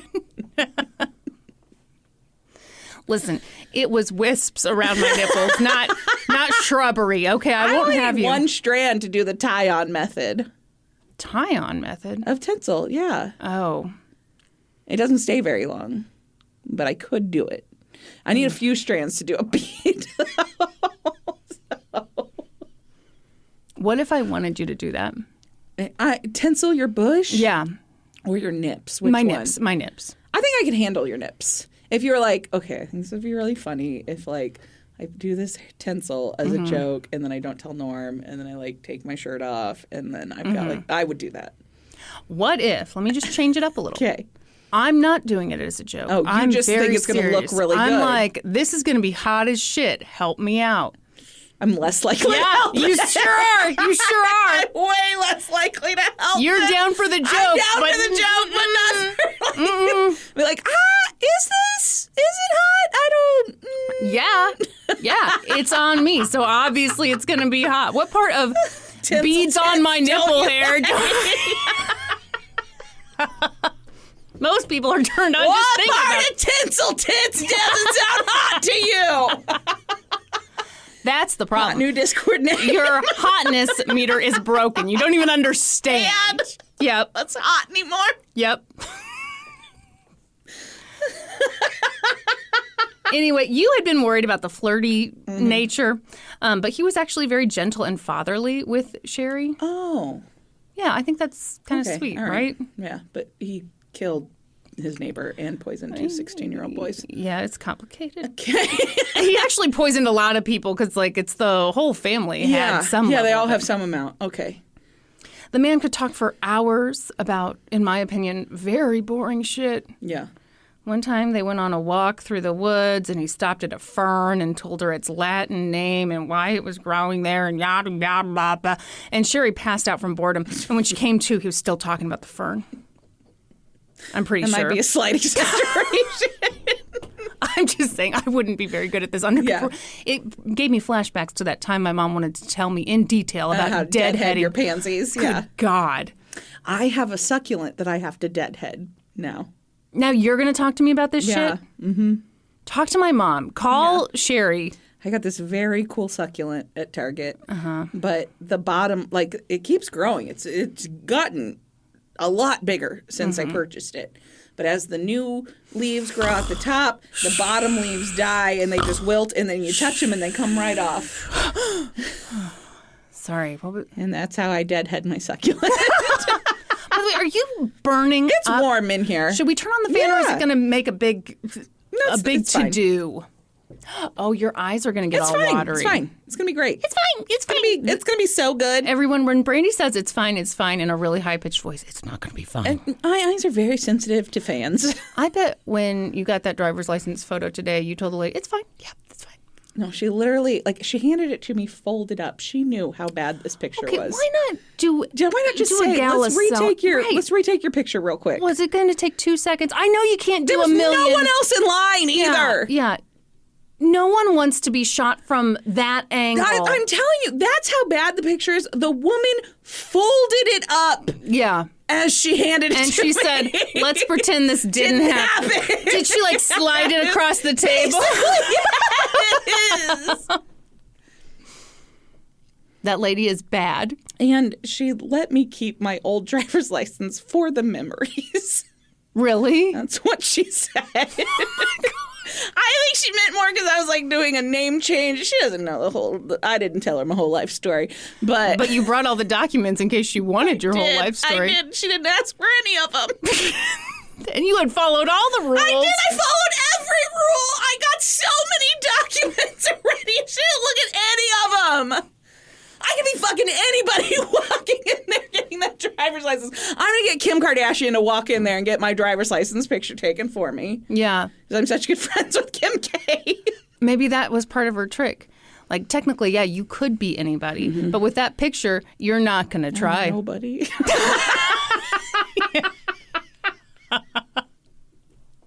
She knew this one's not showing this picture to anybody. Turn the fucking fan on. Okay. I will survive. I got Kleenex here if my eyes start watering. All right. Thank you, Brandy. You're a good woman. Even though George seemed gentle and passive, Sherry never let her guard down. Mm-hmm. She always kept a close eye on her food. Yeah. If they were at a restaurant and she got up, she wouldn't finish what was on her plate when she got back. This is how I'd die. Because you would just come back and eat it. You wouldn't even think I'd about forget. it. I would know, like, I'm not supposed... damn it. Damn it, that chicken looked good. Well, am I supposed to just leave those 3 bites of chicken there? I just pissed my pants so that I could finish my Diet Coke. So they had this friendship, but it wasn't really going anywhere. It wasn't really doing anything for the investigation. She wasn't getting anywhere. Yeah. She was just learning so much about ferns. The investigators were getting a little frustrated because this undercover job was supposed to last for a few weeks, and instead it was stretching out into 8 months. Amazing. In my opinion, things got a little ridiculous. So the profilers had said that the poisoner would be very intelligent and very passive. Yeah. If the poisoner got mad, he'd be indirect about it. Mm-hmm. So they set up this thing. I know. To intentionally make him mad and see how he handled it? Yeah. So bizarre. So remember, Sherry is trying to escape her abusive husband. Yeah, okay, help right. me. Okay, so they set up this thing where Sherry introduced George to her abusive husband. And the abusive husband, of course, was just an undercover officer who was there acting like a douchebag. Yeah. And at one point, George stood behind him and pretended to push him down a flight of stairs. But he never directly confronted him. Okay. So that's that story. Okay. Yeah, it's completely useless. Yeah. What? I know. I think they're just trying everything. Yeah. Right? I mean, they just really have nothing on George. Truly nothing. Yeah. Finally, George and Diana announced that they were going to move about 40 miles away to Sebring, Florida. Mm. They moved in. Love their convertibles. I knew you'd say it. You didn't disappoint. Not one bit, Brandy. Well done. Thank you. They moved in November of 1989. And in December of that year, they let their new friend Sherry rent their house from them. Oh, okay. Here we go. Mm-hmm. Here we go. Sherry's on the inside now. Yep. Okay. Yeah, this was huge. They finally had a break in the case. Investigators were thrilled because now they could search the property and they didn't need a warrant because Sherry, a.k.a. Susan, was a tenant. Yeah. I don't like it. Yeah, that seems wrong. They swarmed the place. They collected a bunch of stuff and sent it off for testing. In the meantime, Sherry met up with George. It was time to put the pressure on him. They met outside at what looked to be a picnic table. And here's how that conversation went. Sherry, I think you neglected to tell me something. George, oh, what's that? Sherry, that something had happened in the neighborhood. I had a lot of well-meaning people scare me out of my wits. George, oh yeah, somebody got poisoned next door, so Sherry. Well, that might not be a lot to you, but it's a lot to me. And George says, oh, well, I'm sorry. Sherry. You weren't afraid, were you? George. No, apparently it was some sort of personal vendetta. I mean, it's not like they're running around poisoning everybody. Okay. What do you make of that? I mean, I think he answered it fairly well. It doesn't raise a ton of red flags, I don't think. Okay, I completely agree. Yeah. They're big on like, whoa, hold on a second. The crime hadn't been solved. How did he know it was a personal vendetta? But it's like, it's a poisoning. It's a poisoning. So, of course it's personal. I don't think that's so particularly... I don't think this is a smoking gun at all. Sherry told him that investigators had been looking for him at the house. Here's how that conversation went. George. The only reason they could be interested in me, of course, would, Sherry. And they didn't tell me what it was in reference to. George. Oh, of course, they wouldn't. What I'm doing is just working through various possibilities, so leave me alone for a minute. Sherry. Okay, I'm sorry. George. If they're interested in me, it would be because of probably the poisoning next door a few years ago, which, just because I lived in the area, I might be a suspect. I hope I'm not a prime suspect. That could be messy. I mean, that's slightly more, but still not much of anything. I agree. Yeah. I agree. She tries to make a big deal about, like, he was irritable in this conversation. And yeah, you can hear that. Yeah, sure. But, I mean, I don't know. You hear that investigators are looking for you? Like, that would unsettle me. Yeah, it would absolutely unsettle me. I've never done anything, and I think I would react to that very much like George did. Haven't you done some illegal shit in your day? No. You know way too much about meth, I'll tell you that for sure. I don't know anything about meth, apparently. You're like, this guy was doing this in the 70s. I didn't start until 95.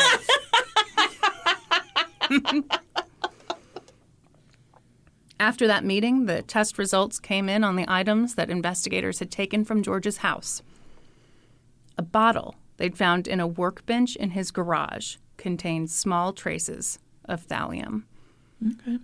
That was all they needed. Mm-hmm. Investigators took off to George and Diana's new house in Sebring, capital of the convertible, to make the arrest. Diana answered the door, fatly. And loudly. And domineeringly. Yes. And shrilly. And just your dollars just hanging from her. Not feminine at all. Okay, Does Donna know? Diana? Sorry, her name's not Donna. Her name's Diana. Her name is Diana. Does she know what?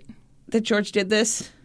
They planned it together? I don't know. Or George did this on his own? I don't know. Okay. All right. Well, you do know because you investigated flirty this. And well, you didn't investigate it. You researched it. I am Sherry. I am the one who fell asleep. Hold up the mask right now. It'd be amazing.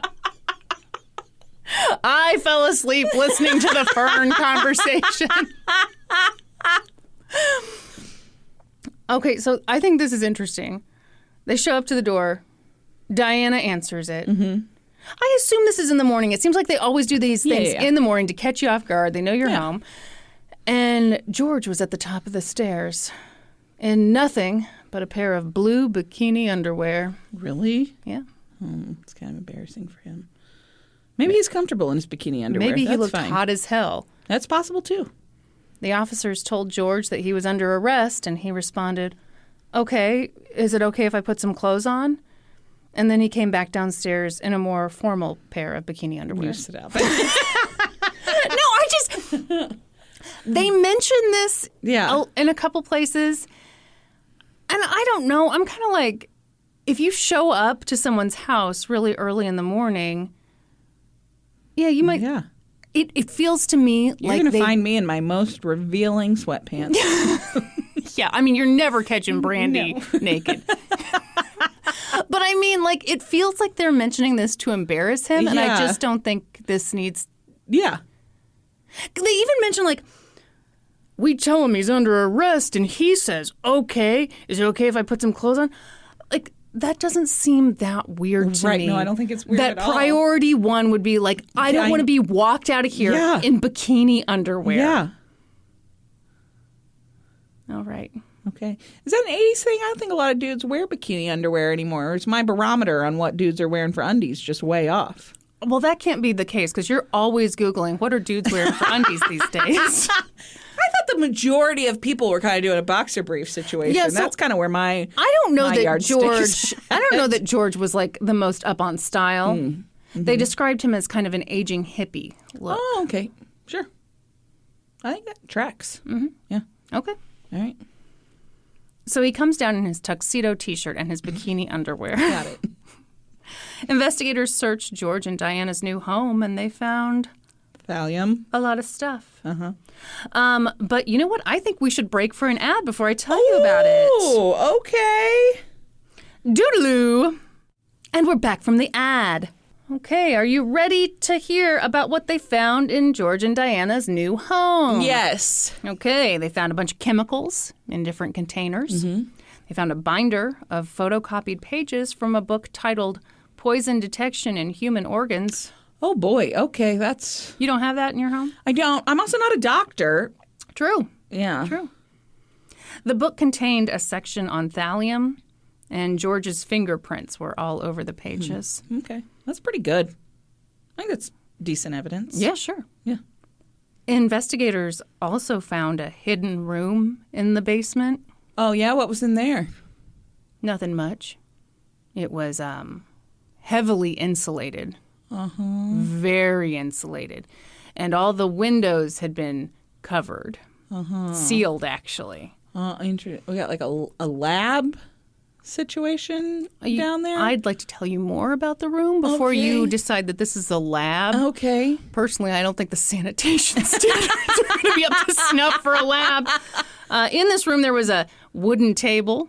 Uh-huh. It had stirrups. Oh. Oh, boy.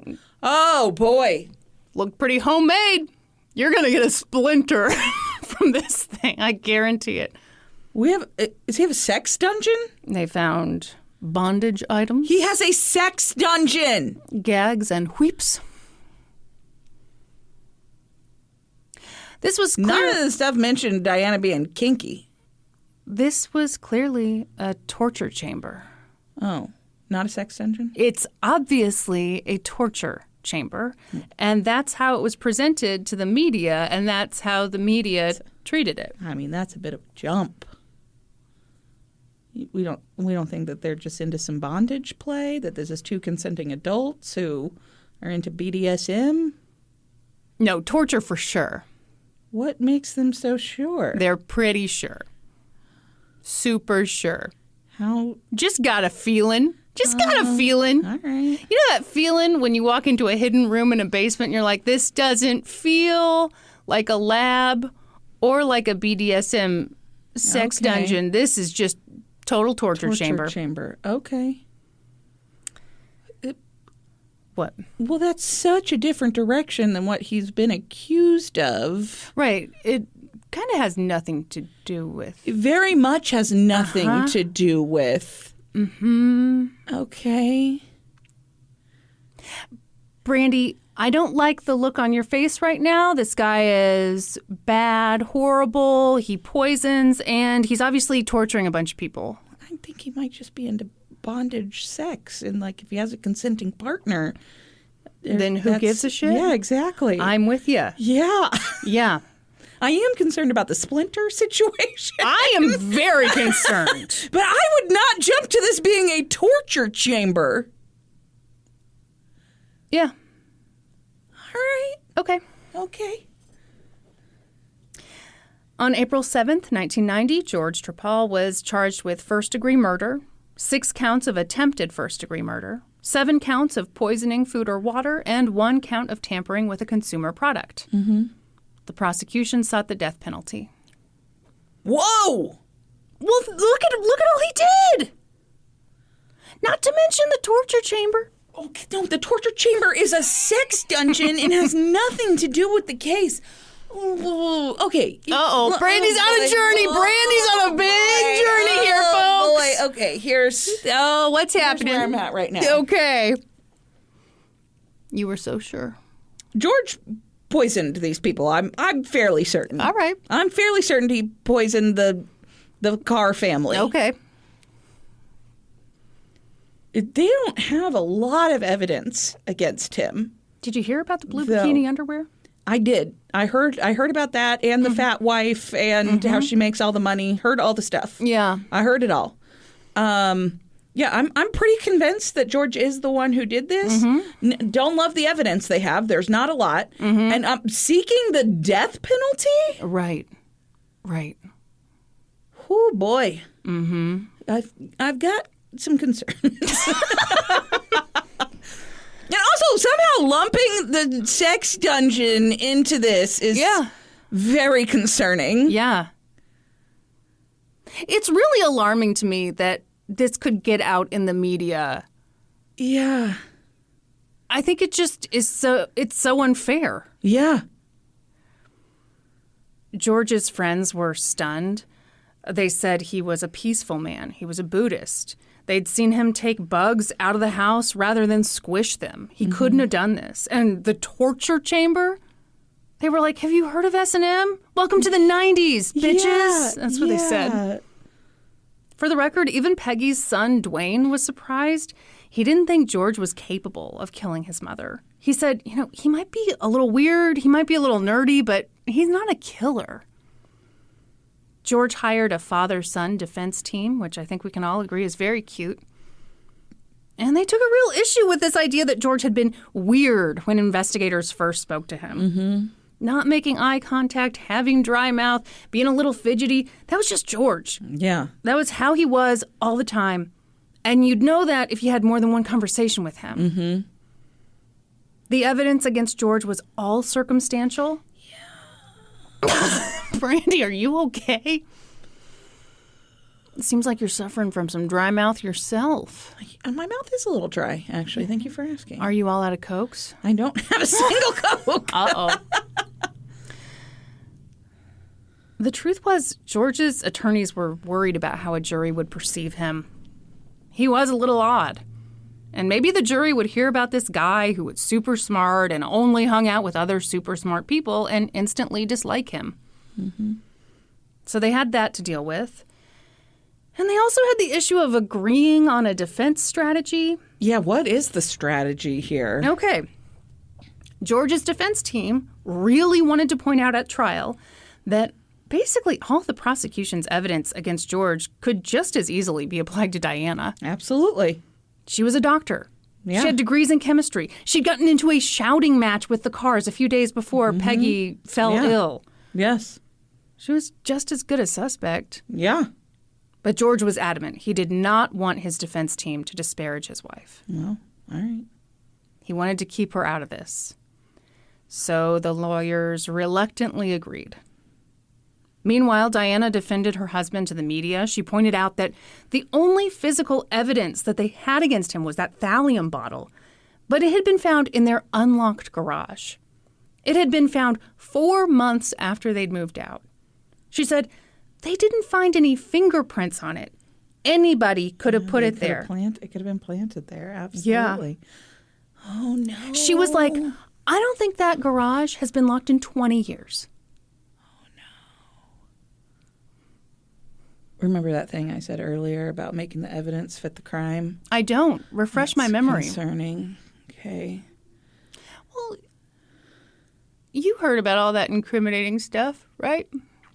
There's just not much here. I completely agree. I get it. I do think that he looks good for it. Yeah, it's almost a no shit situation. Yes. When you look at, it's someone who definitely knew Yes. the post office system. It had to be someone nearby. I think it's one of those frustrating situations where it's like, okay, he for sure did this. Yeah. But you have to have something. Evidence to prove it. You have to have something. You can't just go seeking the death penalty. Oh, but you can. Yeah, I know. And it's fucking Florida, so I bet they get it. Let's find out, shall we? Let's. George's trial started in January of 1991.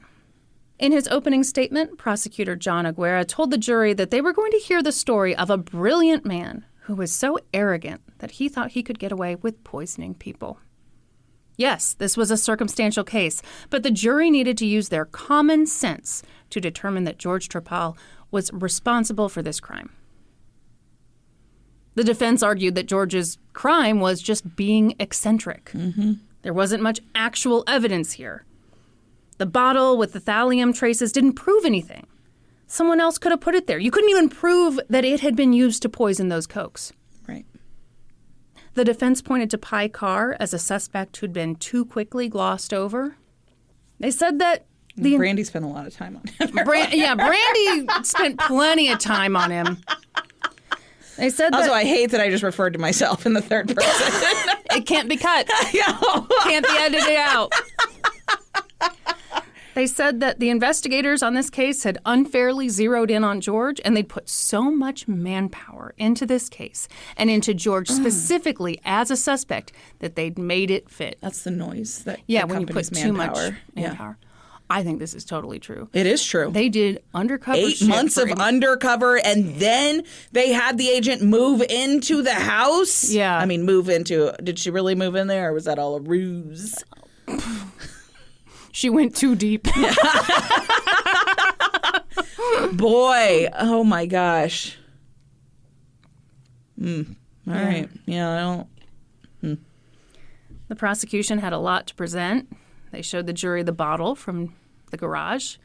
FBI chemist Roger Martz testified that thallium nitrate had been added to the Coke bottles and that a white powder found in a bottle in George's garage contained thallium nitrate. That bottle only contained thallium nitrate. No other drug residues were present. Special Agent Susan Gorick testified about her time undercover. Brandy is smirking, but I'm ignoring it. The prosecution presented video surveillance from the conversation she had with George about the poisoning. They presented the booklet that George wrote for the Mensa Murder Mystery Weekend. They presented the Post-it note. Oh my God, a Post-it note? Yes, it's a Post-it note. We've heard all... They presented the binder they discovered, filled with information on poison and its effect on the human body. The prosecution called the doctors who treated the Carr family. They called other members of the family who could attest to how badly Peggy and Travis and Dwayne had suffered. They called the DEA agent who'd arrested George for amphetamines all those years ago. Okay, but... What?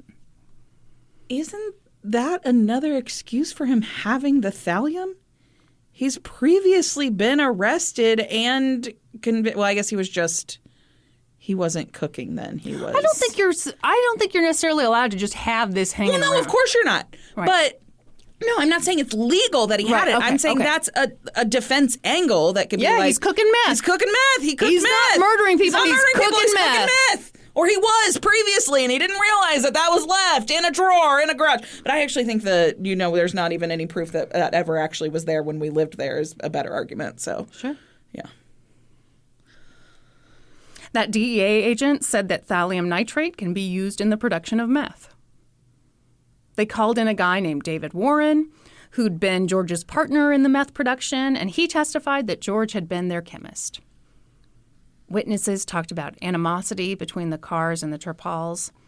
One guy who did lawn work for them said that George made threats against the Carr children on several occasions. One time they ran motorcycles through his yard, and George said, "I'm going to kill you." The prosecution also addressed the argument that the defense made about Peggy Carr being a viable suspect. They talked about how Peggy worked in phosphate mines and that thallium is not used in phosphate mines, so he would have no knowledge of it. Plus, he'd been poisoned with it. Doctors testified that anyone who knew even the slightest thing about thallium would not ingest it. Okay. The defense called no witnesses. Instead, they made their case by cross-examining the prosecution's witnesses. Mm-hmm. They made, a little headway with Travis. In a pretrial deposition, he'd said he remembered buying the 8-pack of Coke. Okay. But on the stand, he said, no, I don't think I did. Mm-hmm. And really, he could have been confused, which is a known effect of thallium poisoning. Wow. Yeah, it can cause hallucinations. So Yeah. I don't know. I don't think boy. that's anything. When it came time for closing arguments, the defense was not feeling good. Yeah. They knew that George didn't want them to mention Diana, but they felt they had to. It was in their client's best interest. Yeah. So in their closing statement, they asked the jury to consider the possibility that Diana could have done this. Yeah. The jury went into deliberation, and they found George guilty on all counts. Yep. So they moved on to the penalty phase. Would he get the death penalty? Or just life in prison? Florida law at the time was a little different than it is now. At the time, the jury's decision on the death penalty didn't need to be unanimous. You just so fucking concerning. I know. It does have to be unanimous now. Not that they should still have the death penalty at all, but that's a different conversation. Okay. Yeah, you just need a majority. Oh, boy. Also, Florida was one of the few states where a jury could make a recommendation, and in a capital case like this, the judge didn't necessarily have to follow the recommendation. So the sentencing phase was interesting. The prosecution called the neurologist, Dr. Richard Hostler, to talk about the pain that Peggy had experienced as she died. It was terrible. What a terrible way to die. Absolutely. And he was the only witness called to testify. Mm-hmm. George had friends who were willing to testify to his character, but the defense didn't want to call them because if they had brought out character witnesses, then the prosecution would have been allowed to present testimony about the torture chamber and tell stories about how in the 70s George had put drugs in baked goods and given them to unsuspecting people. Yeah. And they were like, no, it just isn't worth it. Yeah, no, it's not. So the jury went back into deliberation and they voted 9-3 in favor of the death penalty. Mm-hmm. A guy named Robert Wall was on the jury, and he was one of the 3 people who voted against the death penalty. And he later said, this was all circumstantial evidence. Now, don't get me wrong. It all pointed to George Trepal, but there was no concrete evidence that he'd done it. The evidence was all that he could do it, and he was probably the only one, and that probably was a big word that stood out for me. Oh my gosh, this is so concerning to me. It's super concerning to me because I hear that and I'm like, okay, well, then it sounds like you didn't even think he was guilty beyond a reasonable doubt. Exactly. So how did we even get to this point? Probably sounds like reasonable doubt. Yes. Oh boy. On March 6th. He probably did it, but there's nothing concrete. Yeah. Which you don't need concrete. You don't. I do agree with that. But you need something semi-solid. I thought you weren't going to talk about poop anymore. I didn't. You brought it up. Oh, my God. I've done such a great job. The hero of the podcast. Jeez. On March 6th, 1991. I'm so sorry. I just took the loudest drink ever. That's all right. I'll take a loud drink as well. On March 6th, 1991, Judge Dennis Maloney sentenced George Trepal to death by electric chair. Oh, my gosh. George, of course, appealed. And, that's always a long, tedious process, so I'm just going to hit the high points. So in 1996, he appealed on grounds of ineffective counsel because his trial attorneys hadn't focused on other suspects. But that got denied. Yeah. Then in 1990, I should admit, I didn't write this part down. Okay. It was mentioned later in a book that George's defense attorneys at this first trial were under the impression that they couldn't bring up more stuff about Peggy Carr. So they didn't. And the judge was like, no, you totally could have. What the hell are you talking about? What gave them that impression? I don't know. Well, that does sound like ineffective counsel. It sure does. But again, it's like if the argument is they didn't bring up other suspects, well, no, they brought them up in the opening argument and closing argument. Two different suspects. Yeah. So that got denied. Yeah. Then, in 1997, a whistleblower came forward talking about big flaws in the FBI crime lab. The Justice Department looked into it and discovered that, sure enough, the FBI lab had done some really shitty work between 1985 and 1995. Okay. Uh-oh. Roger Martz, scrolled too far in my notes. Roger Martz had been the FBI chemist who testified at George's trial, and the Justice Department's report stated that some of his work in George's case had been inaccurate. Oh, shit. In fact, they described some of his work as, quote, particularly disturbing. The fuck does that mean? So, at an appeal hearing in 1999, George's defense attorneys had Roger Martz read a letter of censure that he received, which criticized his work in this case and another little-known case called the O.J. Simpson case. Don't know if you've heard about it. Wow. Okay, so this had to be embarrassing because the letter essentially said, you suck, you didn't do all the proper tests, your trial testimony was overstated, P.S., we're transferring you from the FBI lab to the FBI field office, don't let the door hit you where the good Lord split you. Yeah, that is rough Roger. when you get that in An work official email. letter. Yeah. Work letter, that's right, not email. Essentially, the Justice Department investigation found that Roger didn't perform the tests necessary to reach the conclusions that he reached. And specifically, he shouldn't have said that the bottle in the garage contained only thallium nitrate and no other drug residues. He only tested for thallium nitrate probably and did not test for anything else. Yeah. Yeah. This issue ended up going all the way to the Florida Supreme Court. But in March of 2003, they denied George's request for a new trial. Everybody, I wish you could see Brandy's face right now. Concerning. They acknowledged that Roger's testimony had been fucked up, but said it wasn't enough to warrant a new trial. Oh boy. Okay. Okay, this is what pisses me off in these cases with a bunch of circumstantial evidence is even if you find something flawed in that mashup of circumstantial evidence, usually when it gets to appeals, they're like, well, who's to say this is the straw that broke... It's all the things together. I completely agree. So yes, if one is taking it out, you do have to relook at the whole thing. It's fucking Jenga. Yes. They took a block out. Yes. You don't know. It could have crumbled the whole thing. And I think this was the only evidence against him. Well, not the only, but I mean, this feels like a really big piece. Yes. But don't worry. Everybody's pretty sure they got the right guy. Well, yeah, I'm also pretty sure it's him, but we're talking about someone's fucking life. Right. Holy shit.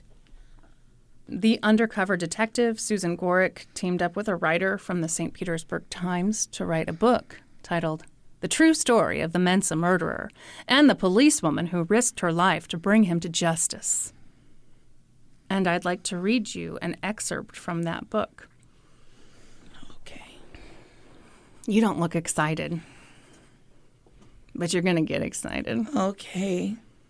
An undercover investigation is like a play. There are lines to write, scenes to memorize, sets to erect and tear down. For every word uttered on stage, there are 100 spoken in planning, rehearsing, and getting into character. And always, looming in the background, there is peril. If Susan botched her role, if her audience saw through her words to the underlying truth, there would not be a critical review in the newspaper the next day. There would be an obituary. Okay. I've decided that I'd like to write about my life this way. Okay. My concern is how long it would take to masturbate while writing.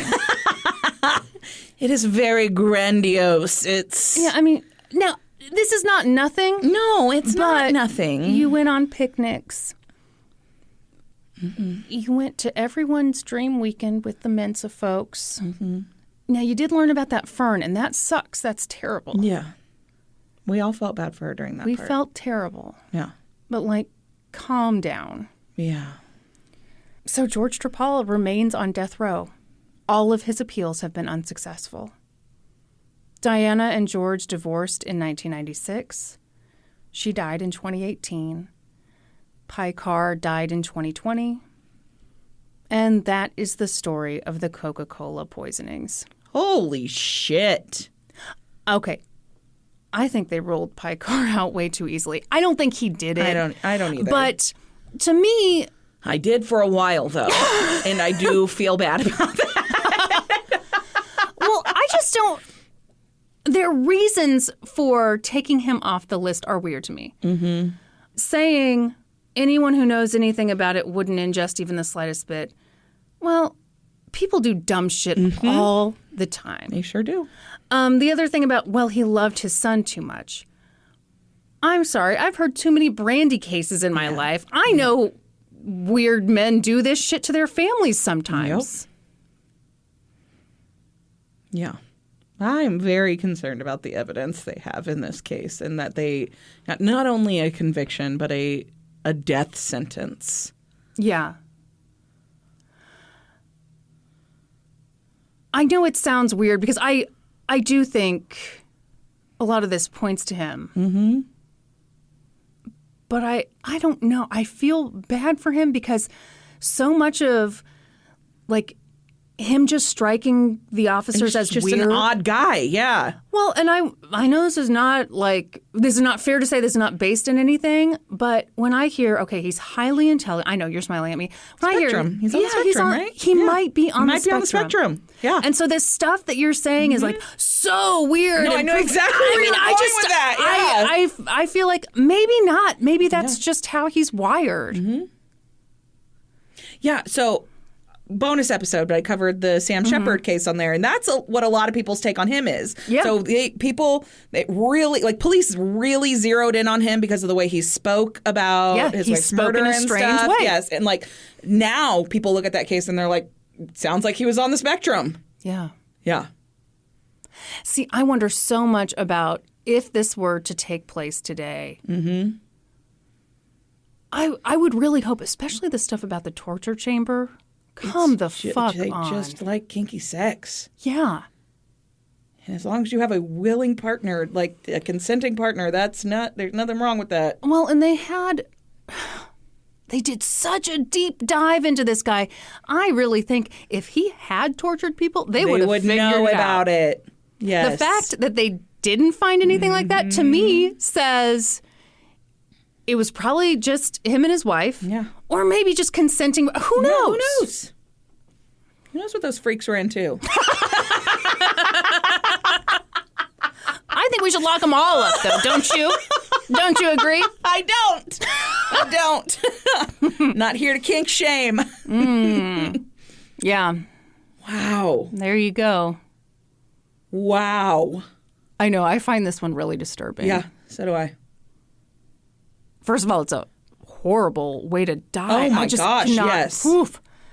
The feeling like she was burning from the inside is... Well, and you and I both know the joy of going to a hospital and the doctor's going... It's probably all in your head. To which we say... real to us. To which we say, it's probably all in your butt. Yeah. And they're like, oh, shit! And then they cry and run away. Next time you should try and say that it's all in their nuts and see what happens then. I do wonder, what if I just got real weird with it? Yeah. Would they be like, this bitch is crazy? We're putting her on a 72-hour hold. Not only is she making up pages, and she's also crazy. Oh, Lord, Brandy, should we take some questions from our Discord? Yes, we shall. To get in the Discord, all you have to do is join our Patreon at the $5 level or higher. And then when we record, we ask for questions and we answer a few. You were having a little Stumbleina moment. Oh, I got distracted by that beautiful picture of you in the Discord. Everyone, since Brandy wouldn't show me the picture of her driver's license, I tried to do my own imitation, and someone screenshotted it. Mm-hmm. It's a real flattering angle on me. Real cute. Oh my God. So cute. It looks Photoshopped, doesn't it? It does. It looks like that can't possibly be something that really happened. But it happened, baby. Oh, it happened. Too easily, I might add. Blasphemy! What? Les Lemon says, Brandy, I got Taboo from Target, and they got rid of the buzzer. Yeah, probably because of you. You probably ruined it. It's literally like a dog toy with a squeaker now. What the fuck? I mean, that's probably for the best? Oh, I'm sorry. Oh, my God. It's for the best? Do you think people can't handle the buzzer? Well, I know We've gotten you so can't. soft these days we can't handle a buzzer. A little buzzer. Kristin. Oh, boy. Oh, boy. This is feeling kind of Fox Newsy. Brandy's going to go off on cancel culture. Very Fox Newsy there. Well, I mean, like, you don't have to replace batteries on a squeak That is toy. nice. That is nice. But, yeah, you're upset because you enjoy ramming the buzzer in your sister's face and going, Yeah. Yeah, way less effective if I jam a dog toy in her face and it goes, although you would enjoy that. I would, but just not the same way. Ooh, okay. Amy on the MTA says, hi, I'm a late driver and finally just got my license and my first car. Any recommendations for things I should keep in my car besides a Bed Bath & Beyond bag, of course? For context, I'm 35 and in Massachusetts. Okay. What does Amy need in their car? Mints, obviously. We just talked about this. Car On the mints. bonus episode, Car car mints. mints, yes. Car mints are necessity. Kleenexes. I feel like you're always looking for a Kleenex when you're in the car. Yeah, Kleenex and napkins. Napkins in case that Bed Bath & Beyond situation happens. Yeah. A flashlight. And a fleshlight. No, just a flashlight. And a blanket. And a first aid kit. A slanket. A slanket in the car? Sure. You drive with it on? Yeah. No, you get too cozy. Might nod off at the wheel. That's true. Yeah, I don't think Can't those do are that. safe for Can't do that. driving. That's why you get nipple clamps. So you're more. You really went really out there on that. Hey, she asked for both of our opinions on this. That is true. Okay. That's All right. true. I'm All not right. making fun of your suggestions. You're right. You're right. You're not. Ice scraper. You need an ice scraper in there. Umbrella. You need an umbrella. Yeah. I think we've covered it. Yeah. I have a delightful car cup holder extender Oh, so do I. to fit my Awala in my car because it's too big for the regular cup holder. Yeah, if you like a big boy Bev, Yeah. you're gonna have to get a big boy cup car holder extender. extender. Right. Yeah. Yeah. Also, I think that the back window of your car needs an LGTC sticker on it, obviously. Oh, wow. Business cat. She's a business cat. She can't be stopped. Okay. Where'd it go? I just jumped a mile. Uh-oh. Fellow Never Nude wants to know. Question, after hearing today's episode, we talked about fairs and fair food on the episode. Yes. Okay. I have been attending the local fair since I can remember, and my husband and I recently brought my 2-year-old daughter. Yes or no to the following treats we devoured that day. Please don't judge the abundance. No judgment here. No. Okay. Number 1, foot-long hot dog with all the fixings. It sounds delicious. Absolutely. Wonderful. A crispy spiral potato that was basically one enormous curly chip. So That sounds yeah, great. that also sounds good. Yeah. Yeah. Like a mix between a potato chip and a curly fry. Fuck yeah, I'm in for very that. excited about that. Yes. Okay. 3 is mini warm cinnamon sugar donuts. Yeah. Oh, shit. Okay, great. Yeah. Yes. Yeah. Yeah, I'm on board for all of these so far. Keep going. This is where my fellow never nude loses we me. knew that eventually you'd have to drop off. Dill Brandy. pickle poutine topped with shit. deep fried pickles. Hell You yeah. would eat that. Oh, yeah. Yeah, I don't want the pickles. I'd eat the poutine, but It's got like a gravy on it. yeah, I like gravy sometimes. Not really. I don't really Brandy, like gravy. you're trying to be cool. I here. was trying to You be would- cool. Yeah, I can you do would a hate little. it. I can do a small amount of gravy And then immediately I'd pick throw a it up. corner. I'd pick a corner fry. That's very little on it. Brandy, you don't have to force this. Wait, poutine have cheese curds on top of it? I want a fucking cheese curd. Oh, great. So you get I'd your be a cheese curd picker. dirty fingers in Yeah. the... Yeah, oh boy. And 5, corn on the cob on a stick. I'd tear that shit up. course. Absolutely. Yeah. Yeah. All right. So I'm here for all but the deep fried pickle poutine. But she is going to pretend like she'd do some I of would it. eat a couple of nearly naked fries around the edge. I'm not going for the one in the middle that's just been doused in gravy. Like, that's not my move at all. Ooh, True Crime and Taco Bell asks Brandy, what recent-ish Disney movie do you think Kristin would actually enjoy if you pinned her down to watch it? I think you've actually seen the one that I would say that you would like. What? Turning Red. Did you see yeah, that with yeah. the red panda? Oh, brought out too many I feelings. mean, yeah. Generational trauma. Yes. Which actually, in Concho, very similar vibes. Generational trauma. Yeah, so it's funny. Even though I don't watch a lot of movies, I'm actually kind of caught up on a lot of kids' movies because of my niece and nephew. Yeah. And if they want to watch a movie, I am down for it. Yeah. I have watched fucking Ice Age, Collision, whatever. I've never seen twice that. now. I have my own children. I've never seen that. Well, I don't have to borrow kids to watch. Is obsessed Yeah. with Ice Age. Yeah. That makes sense. Wait, is that the one that has the dinosaurs? Sure is. Yeah, that absolutely makes sense because he loves dinosaurs. You want to watch it? You want to watch it? No, Come on. really. Come on. No, thank you. Yeah, I don't want to watch it again either. But he's so cute. Yes.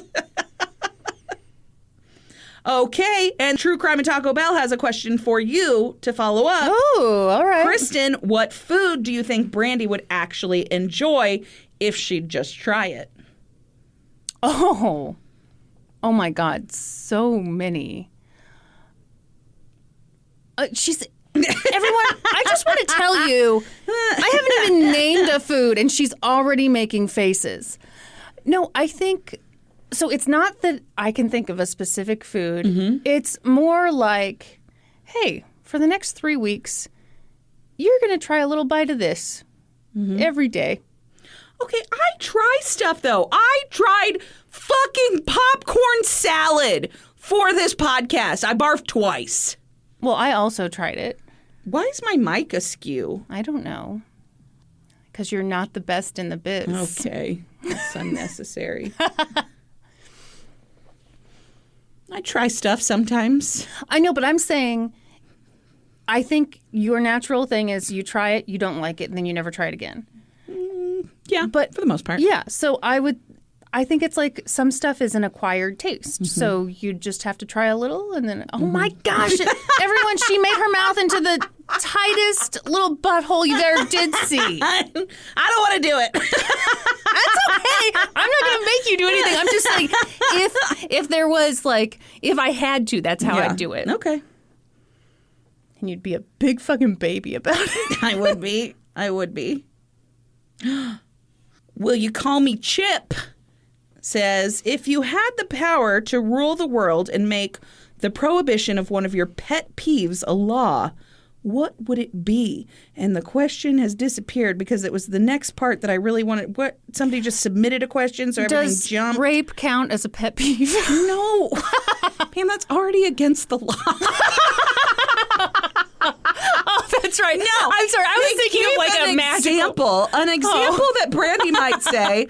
Let's stop putting dressings on food automatically. Yes, that would absolutely be my answer. Sauces on the side. No, the world would be. Let me sauce my own shit, or not sauce my own shit, as I see fit. Wow. Yeah. No, rape is already against the law, and it's not a pet peeve. I'm annoyed by it. Oh, no. What would I... Okay, I have your answer. What is it gum? Gum chewing would be illegal. No, I like occasional gum chewing. Oh, well, I don't. No, I prefer mint. Yes. Okay, yeah, let's get rid of gum chewing. If I can't rid the world of rape, I'll rid the world of gum. If only they would make rape a crime. I misunderstood the question. I thought it was like, I just make a rule and boom, this thing's done. Just can't be done anymore. Oh, boy. Catherine wants to know, how many openings does a straw have? 1 or 2? This has caused a very heated debate between me and my coworkers once, so I'm interested in y'all's opinion. I think it has 1 opening. What? It's connected. No, It it's goes 2. the whole way through. No, okay. Are your mouth and your butthole 1 No. opening or 2? Those are definitely 2 openings. Uh-huh. Yeah, but there's different routes. No, listen, shit out of you with that. There's different routes things can take once they enter your mouth before they, like, it doesn't always have to go to your butthole. Okay, but You can take water in and it comes up and goes out your nose. You suck something through one end of the straw, it's coming out of the other end of the straw. okay. There's no alternate route. But that doesn't mean that there's only one opening. Yeah, it's one.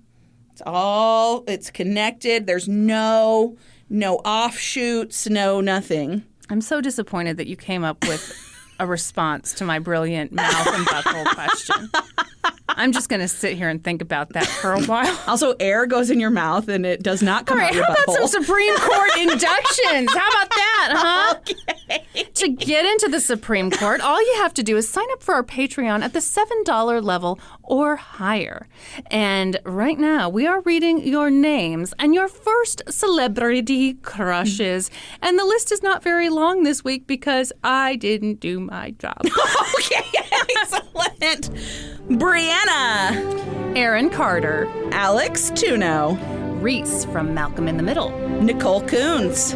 Christy McNichol. Celeste Groby. Meatloaf in Rocky Horror Picture Show.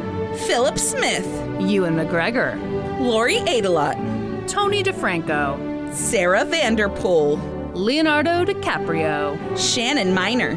Billy Ray Cyrus. Ooh, I was 6. He had a mullet. I have so many questions for my 90s self. Zoe Martinez. Zac Efron. Megan Struwe. Adam Levine. Bobby Jean S. Fox Mulder from The X-Files. Mary LeBode. Vinny Barbarino, a.k.a. John Travolta. Welcome to the Supreme Court! Thank you, everyone, for all of your support. We appreciate it so much. If you're looking for other ways to support us, please find us on social media. We're on Facebook, Twitter. Wow. Twitter. We are not on the hot new social media app, Twister. Right hand red, am I right? Okay. Twitter, Instagram, Patreon. Please remember to subscribe to the podcast wherever you listen, and then head on over to Apple Podcasts and leave us a 5-star rating and review. Then be sure to join us next week when Brandy will be an expert on a whole new topic. Podcast adjourned. And now for a note about our process. For this episode, I read a bunch of stuff, then regurgitated it all back up in my very limited vocabulary. So I owe a huge thank you to the real experts. I got my info from the episode of American Justice titled Kill Thy Neighbor, the episode of Vengeance, Killer Neighbors titled Poison Mastermind. Now you see why I couldn't say any of this shit. I do. And reporting from back in the day by Mike McLeod for the Orlando Sentinel. Any errors are, of course, ours, but please don't take our word for it. Go read their stuff.